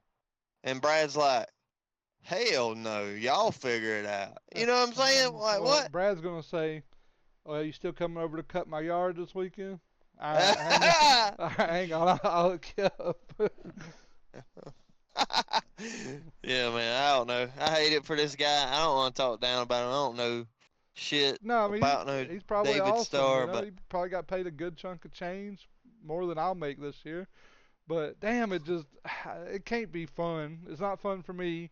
Can't be fun for him after like the first 30 seconds of wow, I'm driving a race car. After that, you know, once the leaders come by, zoom, zoom, zoom, zoom, zoom, on the outside of you one time, it's probably over with. You're like, damn, I'm in the damn way of everybody. yeah, I don't know, man. And then he wrecked like twice by Uh, himself yeah. out there, just half the speed of smell, gets loose, spins it out. Well, man, Go what the park hell are that you piece of doing? shit. Yeah. We bitch and I racing a bunch. Like they wrecking for 23rd and 2 laps down, whatever. We bitch about that. This man's in a different area code all by himself. He's still at Pocono racing at Atlanta, wrecking on his own. Yeah, look, the safety crew member, he put on a damn boxing glove. He's ready to punch him in the mouth. But man, listen, we've done Look, this. buddy, we gotta. It's the fourth time we've towed this piece of shit. No, sir, go park that lane. Yeah, they probably told him the first time he towed, and he slid him a damn hundo under the driver net. Like, look, let me back out there. Yeah, you about I'm gonna do wore good this time. you about wore your damn hold the reset button out today, buddy. We're tired of this shit. You got damage in various places. Yeah, and your brain is one of them. Keep that some bitch in the pit box. Yeah, I hate it. Damn it. That's probably what's gonna get clipped and piss the damn 20 people off Well, that love David Green. I mean, well, David David Starr. Starr. Yeah, the 11 people on TikTok that know who he is. It's They're gonna just find their way looking to for him. people to be talking shit, and they're going. Yeah. They're fuck. Well, good news is I got a clip later on I'm gonna get on my soapbox about, and it's gonna piss more people off. So it'll take some of the attention away from Okay. it. Hey, here's I the can't damn wait. Brad Keselowski and Chris Buescher teamwork, man, 'cause it's awesome.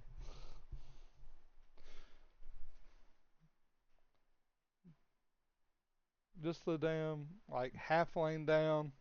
All right, no matter what you have to do, go block.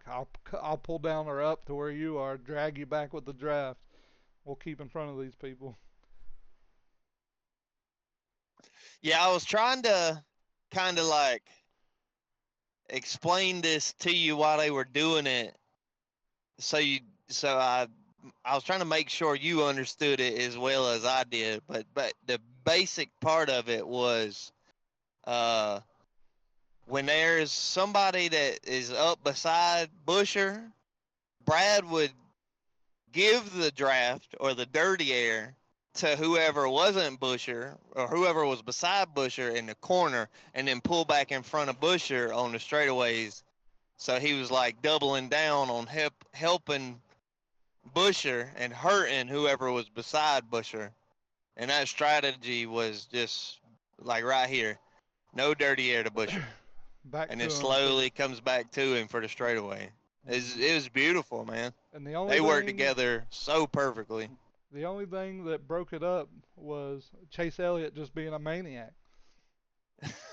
He had to. He had to. What's he gonna do? Sit here and watch this the whole rest of the race? So I can't blame him. But he is fucking a savage, Yeah. reckless.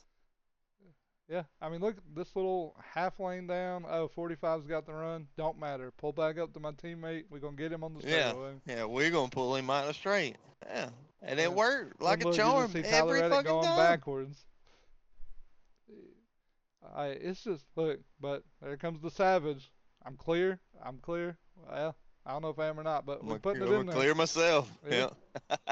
Oh, he didn't get him that time, so it didn't work this We time. got back up to the bumper of the damn 45. And here's your punishment.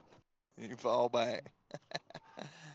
But it was just Man, a it was thing of awesome. beauty to watch, man. They damn RFK boys, they got it figured out. God, I hate that one of them didn't win, but whoo, Chase Elliott earned his stripes for me, dude. Yeah. Oh, here it is. I think this doesn't he clear himself right here? Boy, right here, the whole race, 90 different times. Clear enough. He'll put it up there. He doesn't care. And the damn Justin Haley gonna go for a ride by himself.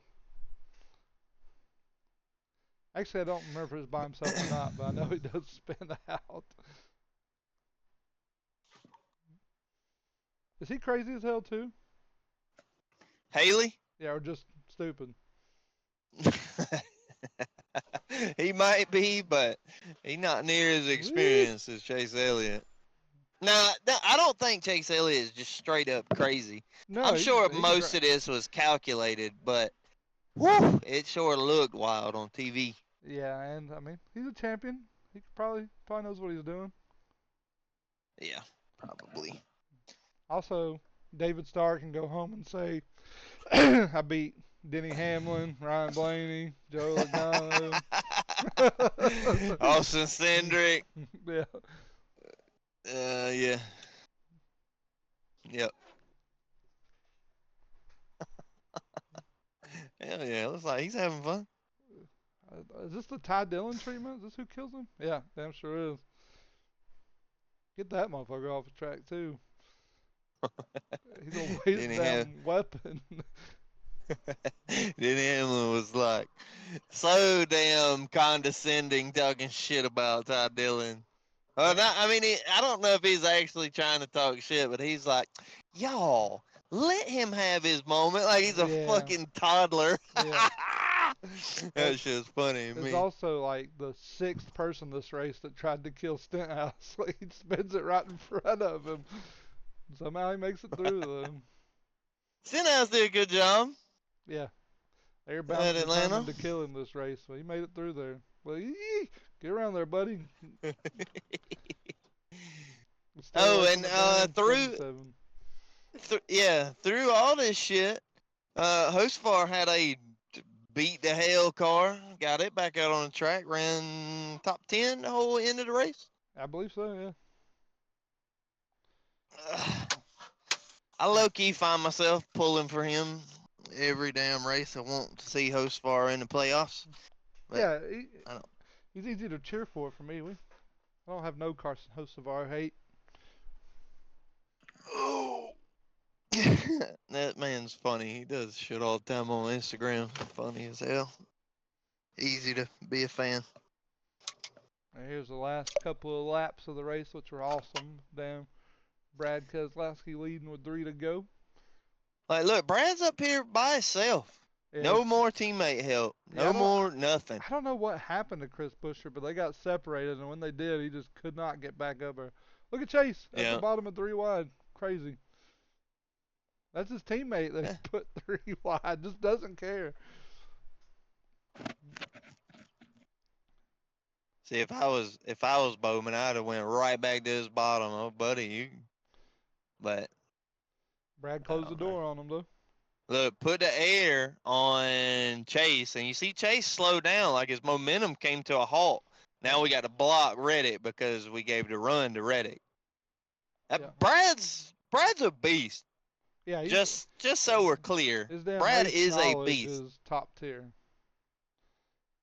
Yeah, so he has no choice right now. He can't like give the air to anybody. Can't like Yeah. give a run to somebody, but he's gonna try to give dirty air to Chase Elliott at the top, and it works. See the gap spread out, but that actually hurts him because he's gonna have huge momentum going into Yeah, turn and it one. just so happens to be Chase Elliott's teammate right behind him too. And Brad tries to close Yeah, the door, but Chase too says, late. "You can close it, but we're gonna both go for a ride."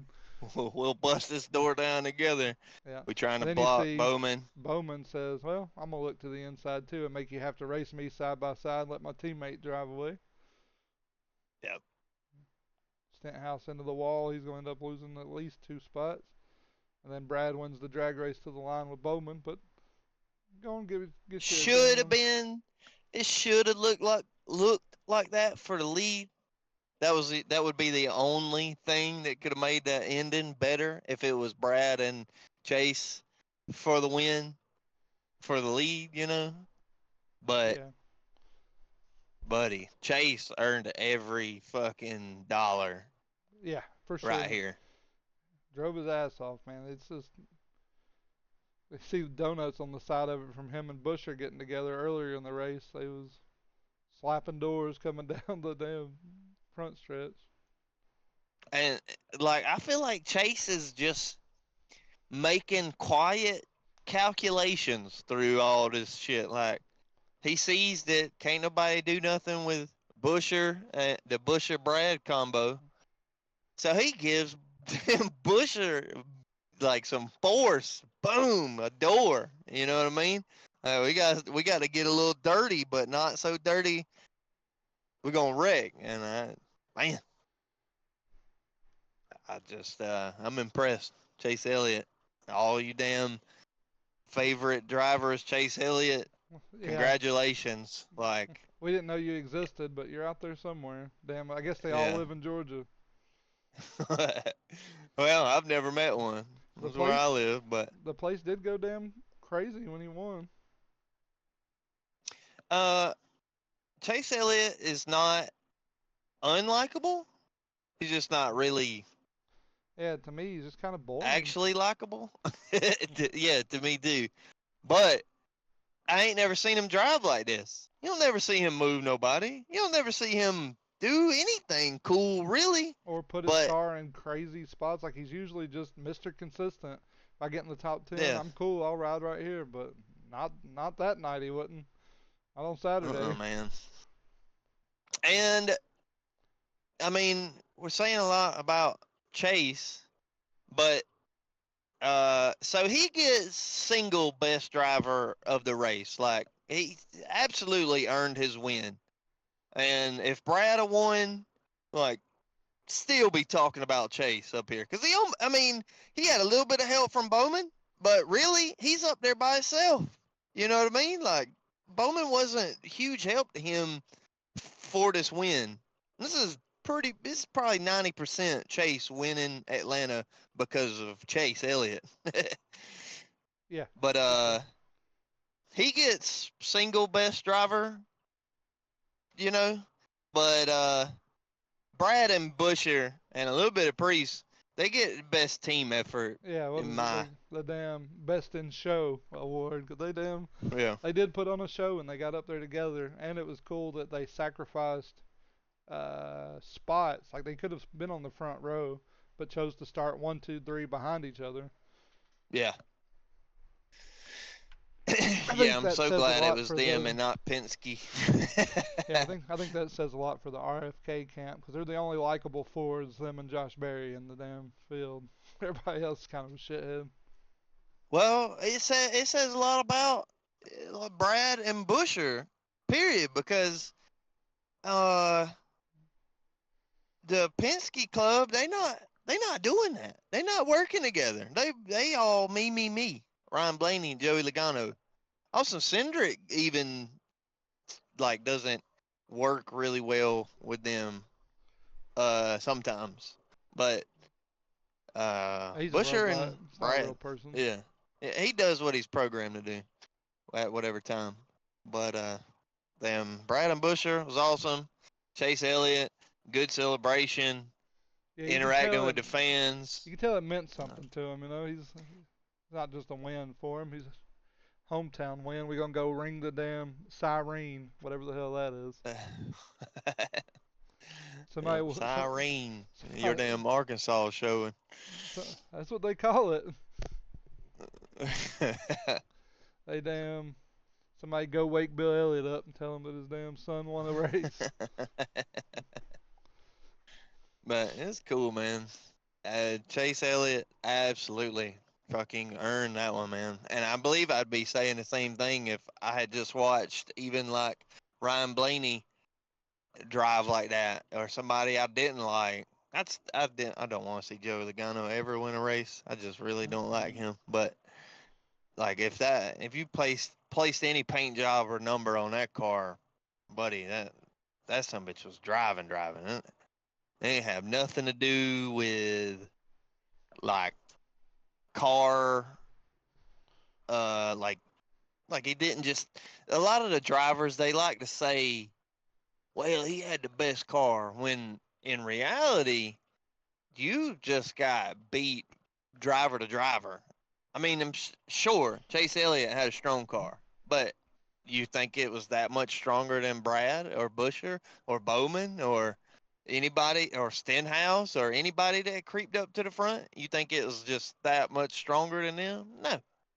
He made the best decisions and drove his ass off. Yeah, he damn sure did, and deserves every Something bit you of could it. put you could put this shit on TikTok. A lot of these pussy ass drivers like to say he had the best car. No, you got outdrove. Your competitor beat you, not the car builder. I hate hearing he Yeah, had the he had the best best car. car. It's kind of like a cope. Like he's just making a fucking excuse. Exactly. It's a big dose of copium. And here's a look at your updated point standings.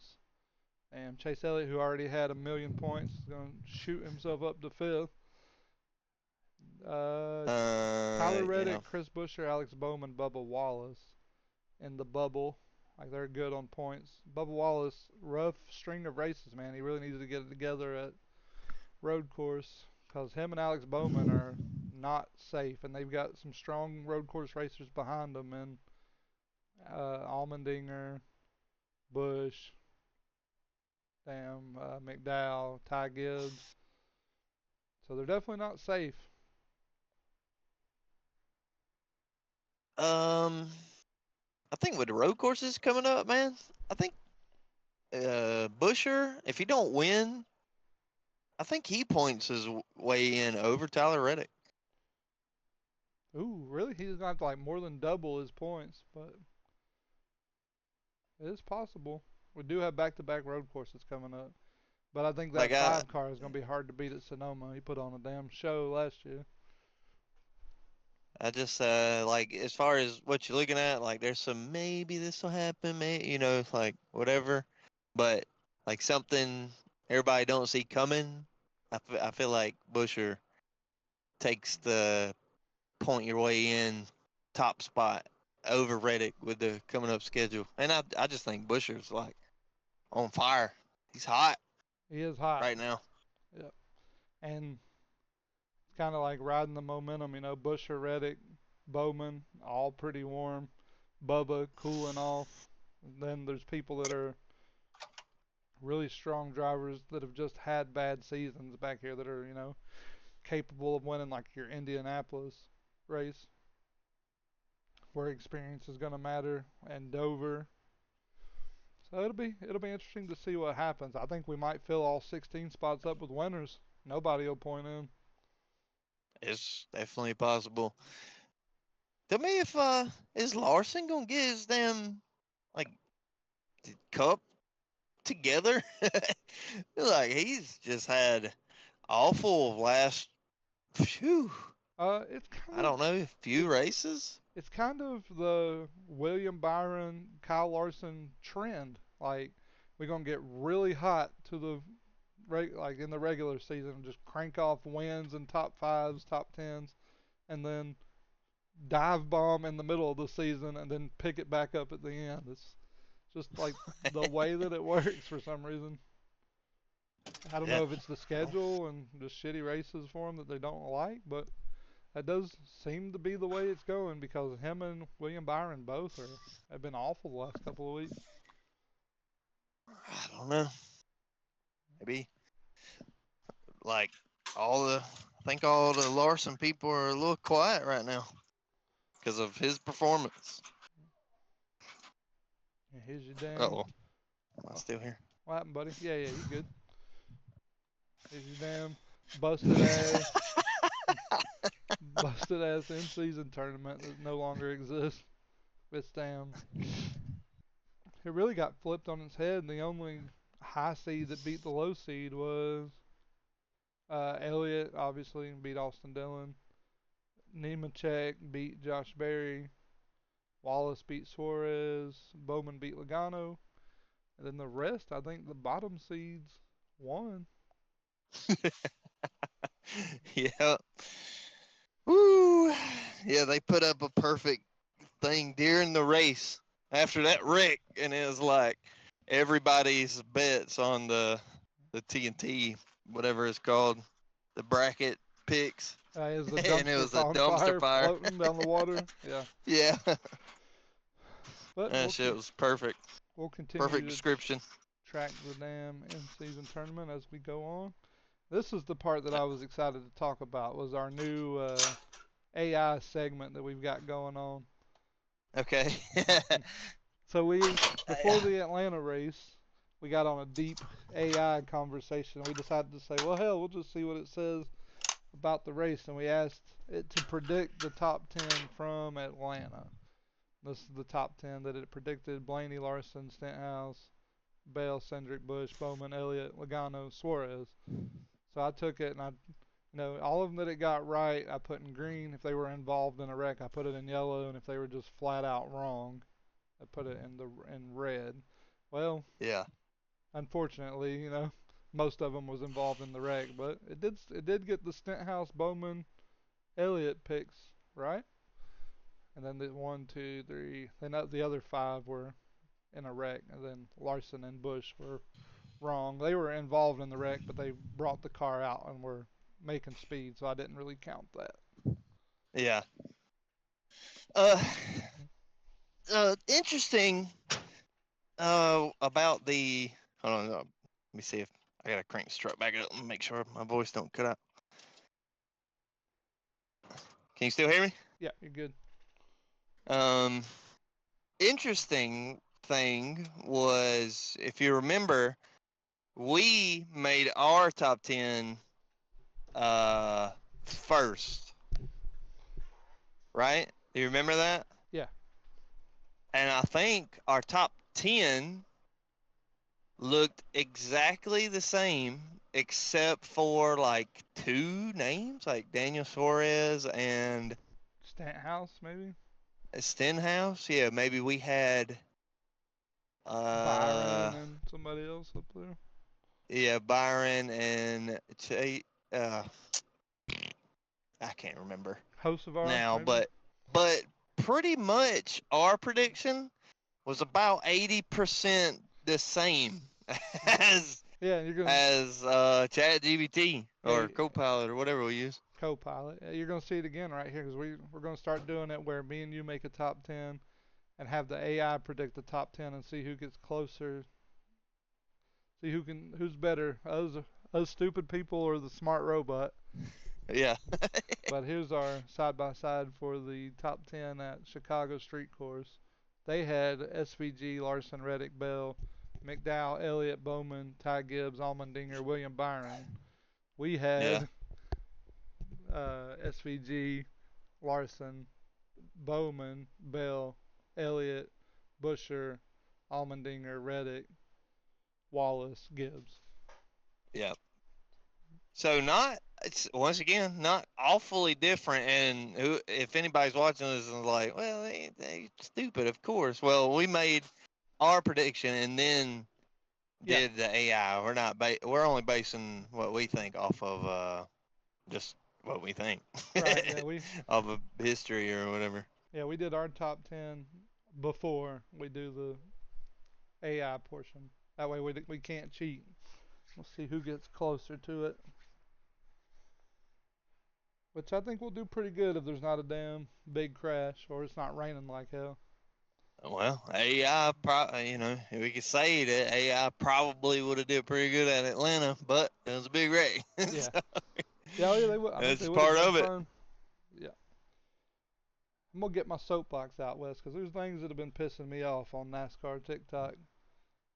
I'm All tired of right. it.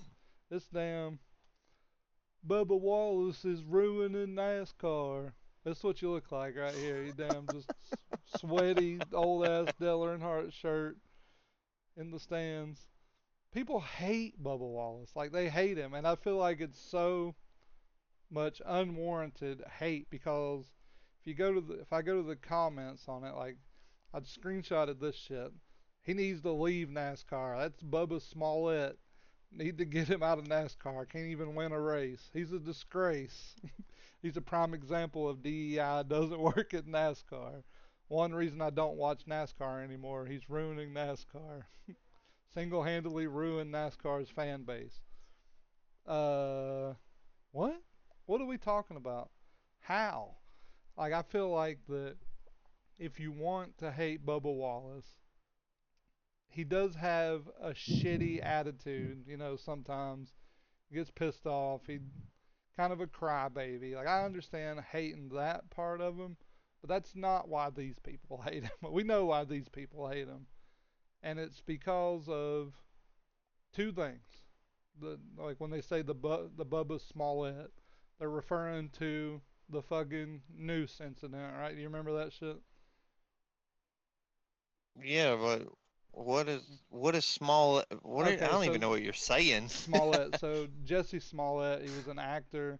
He fucking like basically tore his clothes and like acted like he got jumped by a bunch of racist white people that called him. You Oh, remember all that shit? yeah. That's what they're saying with the news thing. But like people just go off of word of mouth and do no fucking research on their own.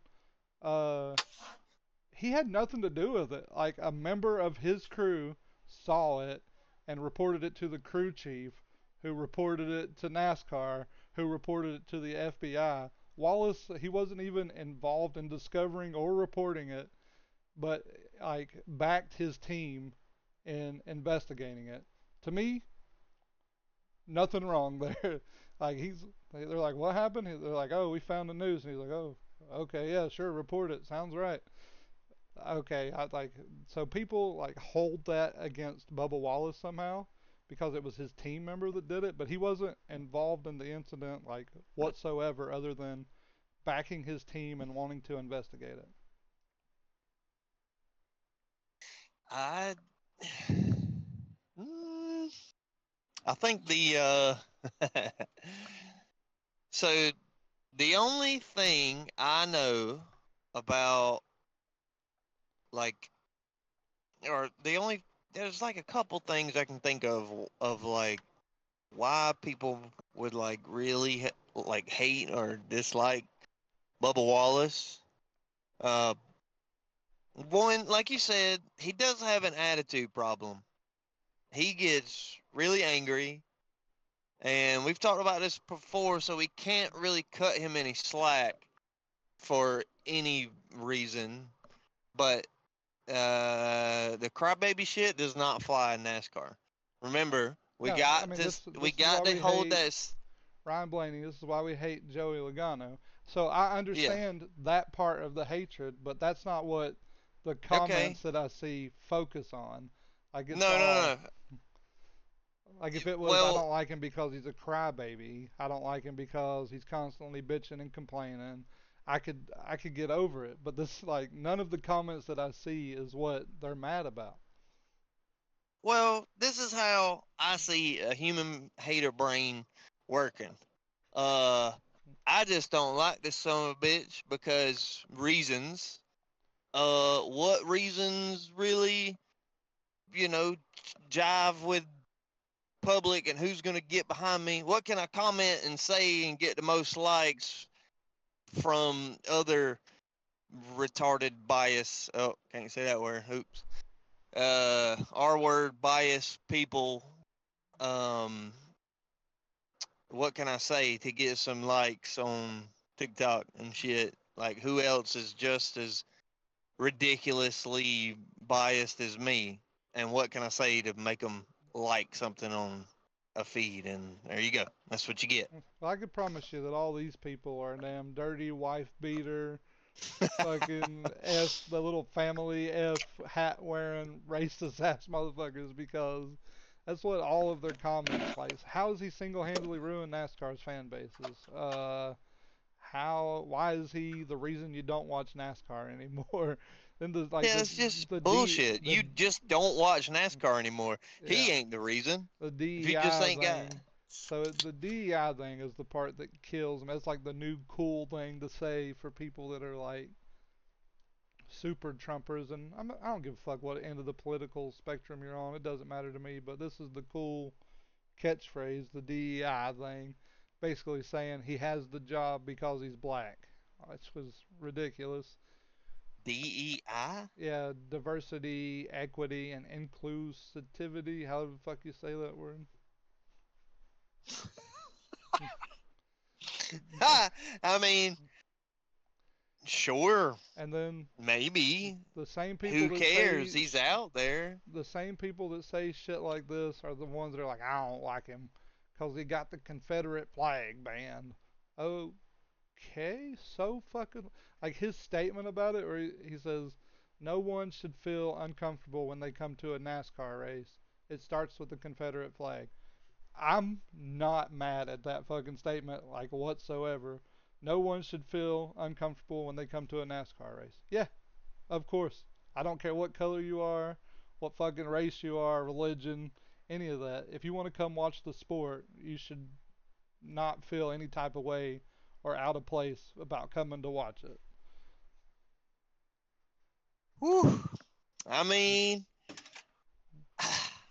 I'd like to say that if I was him, this is part of this is uh this is exercise in empathy, but I'd like to say that if I was him, I just would like probably not say anything and just deal with it if I was somebody that might feel uncomfortable by a Confederate flag, but that's probably, you know what I'm saying? Like, that's a issue probably to if that's really what happened. But I have no knowledge of this shit, but if that's really what happened, then he's kind of a hero Right. for anybody that might feel uncomfortable by a Confederate flag. It's hard for me to visualize because Right. Like I it don't. just looks like It, stupid redneck yeah. Well. flag to me, and When I, that don't bother me. yeah. When I see it, I'm like, well, that guy definitely has most of his teeth in his pocket. It's just like whatever. I don't think nothing about it. It's just a fucking flag. But if it makes somebody that wants to come see a race uncomfortable to the point where they're not buying tickets, and that helped, sure. Who can? Why would that be a bad thing for anyone? Does it really bother you to That, leave your fucking Confederate flag in your car when you come into a racetrack? I don't. Yeah, whatever. You can. let me let me say this real quick. If you are mad that you can't have a Confederate flag somewhere, and this sounds a little lefty, and that's fine. I don't think I'm ever on really completely on either side anyway. But No, anyways, no. if I think we're if both kind of in the middle. yeah, so if you are super mad about the banning or like whatever the strictness on the Confederate flag, you're probably part of the fucking problem. Right. Like it doesn't affect me It's personally, but it shouldn't. If it bothers somebody else at a public event, maybe it just shouldn't be there. for something, man. Like it's kind of like Like I it don't doesn't. know what It what I'm getting doesn't. at. To me, That like it sounds doesn't really have. softy. You know Yeah. what I'm saying? Like that sounds kind of weak. But it Like also it's doesn't like have anything to do with the sport. You know what I mean? Like if it was like something that was important part of history for the sport, I'd be like, okay, well, this is something that's been around for years in NASCAR and is important to NASCAR. But it's Yeah. not. It has nothing to do with racetrack. And if like put yourself in his shoes, if you were somebody that wasn't white, would you want to go hang out at a place where a bunch of people were damn waving rebel flags around and like it? Not saying that everybody that has it is racist. I don't think that at all. But I could see where it would make someone uncomfortable to the point where they didn't want to go. Yeah. And we're trying to, like we was talking about giving Texas the Atlanta treatment. I feel like when I say we, I mean like NASCAR fans and NASCAR itself, we need to progress because the sport is not as popular as it once was. We have regressed in popularity and the effect of NASCAR on America. So to to get back there, whereas Trump's campaign, "Make America Great Again," which is bullshit to me. That's a terrible slogan, but or terrible idea. Good slogan, gets people going. But we actually need to make NASCAR great again, and I think one way to do it is to make sure everybody can be included. And one idea that is definitely anti everybody included is let's all wear our Confederate flags to the racetrack or whatever, or fly them high in the sky. So to save NASCAR from going, completely under, I'm not against the Confederate flag thing. No, and Like, if you're one of the people that I feel like they're the same people for the most part. And NASCAR died with Dale, and I can't even bring my damn flag in there no more. Like, if what you're saying is true and NASCAR died with Dale, shouldn't we, be okay with getting rid of that flag if it's going to bring more eyes and a more diverse audience to the sport to keep the sport from quote unquote dying with Dale? I kind of just want to get in front of everybody that has like different shit, different random senseless crap to bitch about in NASCAR, especially like some cultural shifts like that. Like, you know, NASCAR's not just trying to grow NASCAR. Right. That's I don't NASCAR's goal. don't Grow care, NASCAR. and it shouldn't. If you're a fan of the sport, it shouldn't matter what fucking color or sex or religion a person driving or coming to see the race is. We just want it to be good. I want like Yeah. I'm. It's kind of how I feel about everything. I don't care what or who they are. I just want them to be the best person that deserves to be there. Should get the spot. Right. That's just how I feel about it. And I think like going back to Mr. Slow Sippin'. Wow, what a creative fucking name that is. His name DEI comment. If I go up here to the points, show me here somebody that isn't already on a team that deserves that ride more than Bubba Wallace. I don't fucking see him. It's not Cody Ware. It's not Riley Herbst. It's not Cole Custer. It's not Noah Gregson. It's not Ty Dillon, Justin Haley, Todd Gilliard, Austin Dillon, Ty Gibbs, John Hunter Nemechek. There's nobody there that deserves that spot more than Bubba Wallace. Yeah.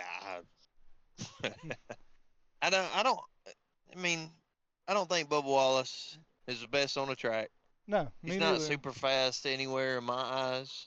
But that, like, who should be there besides him is kind of, like you said, who deserves that spot more than him? Bro, none of them. No, So he deserves to be there. He's one of the elite drivers of the world. If you can't deal with that, you got to get the fuck over it. and I mean Who people. cares if he's black and had like black views on shit? Like that's fine.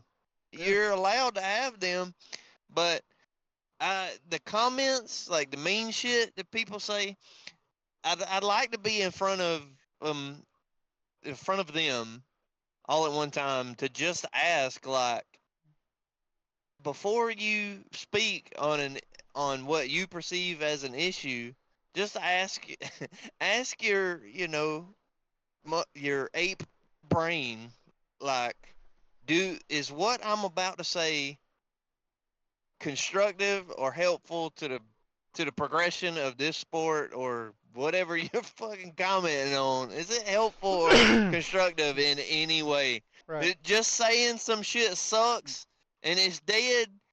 If it's dead, get away from it. And When a damn animal dies in the road, you try to stop and comment on it and like tell it sucks because it died. Like, what are we doing? yeah, and If you also think some like, shit's dead, get away from it. and also I would encourage you to like do your own research. Don't just regurgitate what everybody's telling you.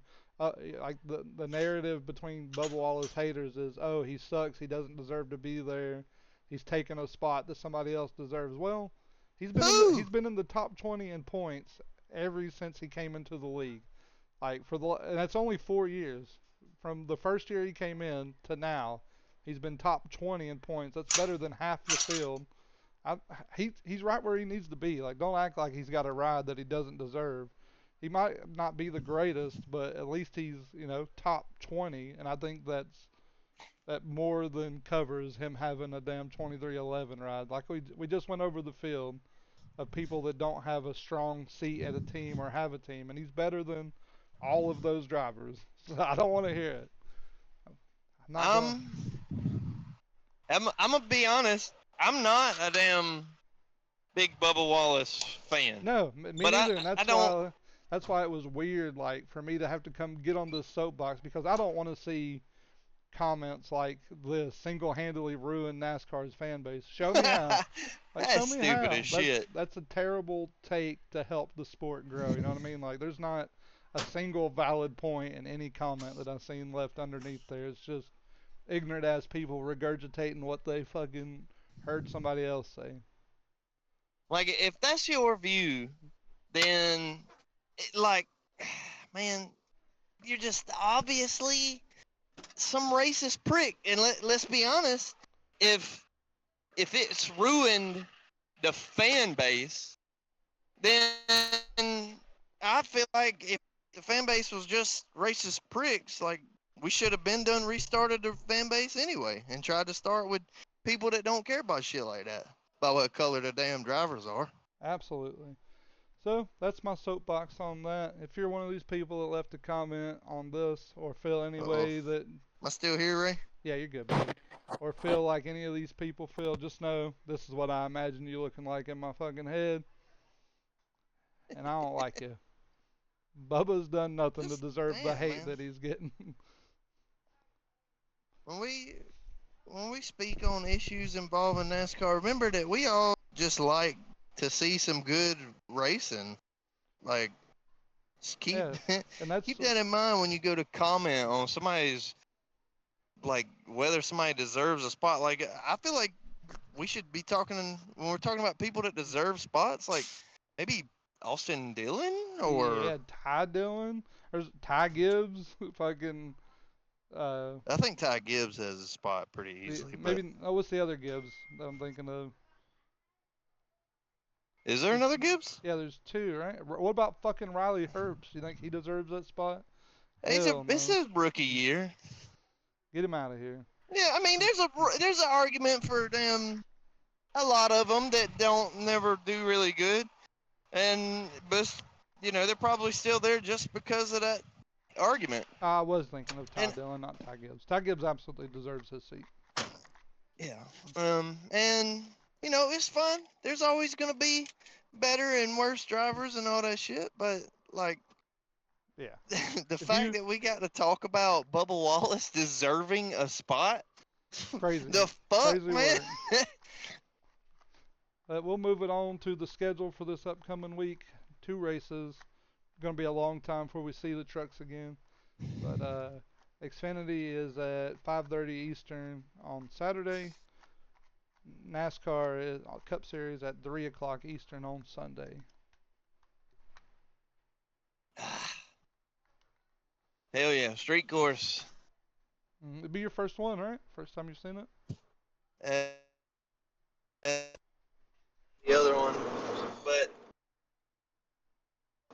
yeah, it'll be my first time actually paying attention to it. Yeah. And with that being said, Oh shit. everybody have a happy 4th of July here from the Clear Enough podcast. Be safe around your damn fireworks. Keep you young No, and don't safe drink and around the drive. That fireworks. shit's don't drink and drive. That shit's expensive. Mm-hmm. Damn. I know we'll have a good 4th of July here. I think we got damn grandparents buying a shit ton of fireworks to set off. We'll see if I have all my fingers when I come back next week. Well, you don't really need no fingers to do a podcast, so Just one to just click the mouse. yeah, just don't blow your damn head off. That'd probably suck worse. Yeah. You got anything else, buddy? Uh, just one more point on I guess the Bubba Wallace thing or whatever. Just making comments on shit. Just remember, have a have a happy 4th, and when you comment on shit, just ask yourself, am I benefiting anybody at all by Right. making shithead comment hating on somebody And else? also, like, Who am I benefiting? just look up fucking like any kind of information before you just say, "Oh, well, I heard this. Let me post about it under this TikTok." Like, you don't know anything about it. Like, I guarantee the majority of people think Bubba Wallace was like, "There's a noose in my garage. There's a noose in my garage." Wasn't even damn And him. that's another thing. Like you say it right. Like normally online social media, when I see people arguing about something that I have absolutely no real information, I don't have any facts about the situation. Guess what I do? Not for me. Go keep it moving or go look it up Yeah, and see. don't say shit. Don't say nothing. So maybe it's because these people haven't just been proven to be stupid asses. But I don't say shit. I'm Yeah. not talking about shit that I don't know anything about. Yeah, one of the downsides of the internet is it's gave too many people voices. Not everybody needs to be able to talk to the public. Yeah, exercise.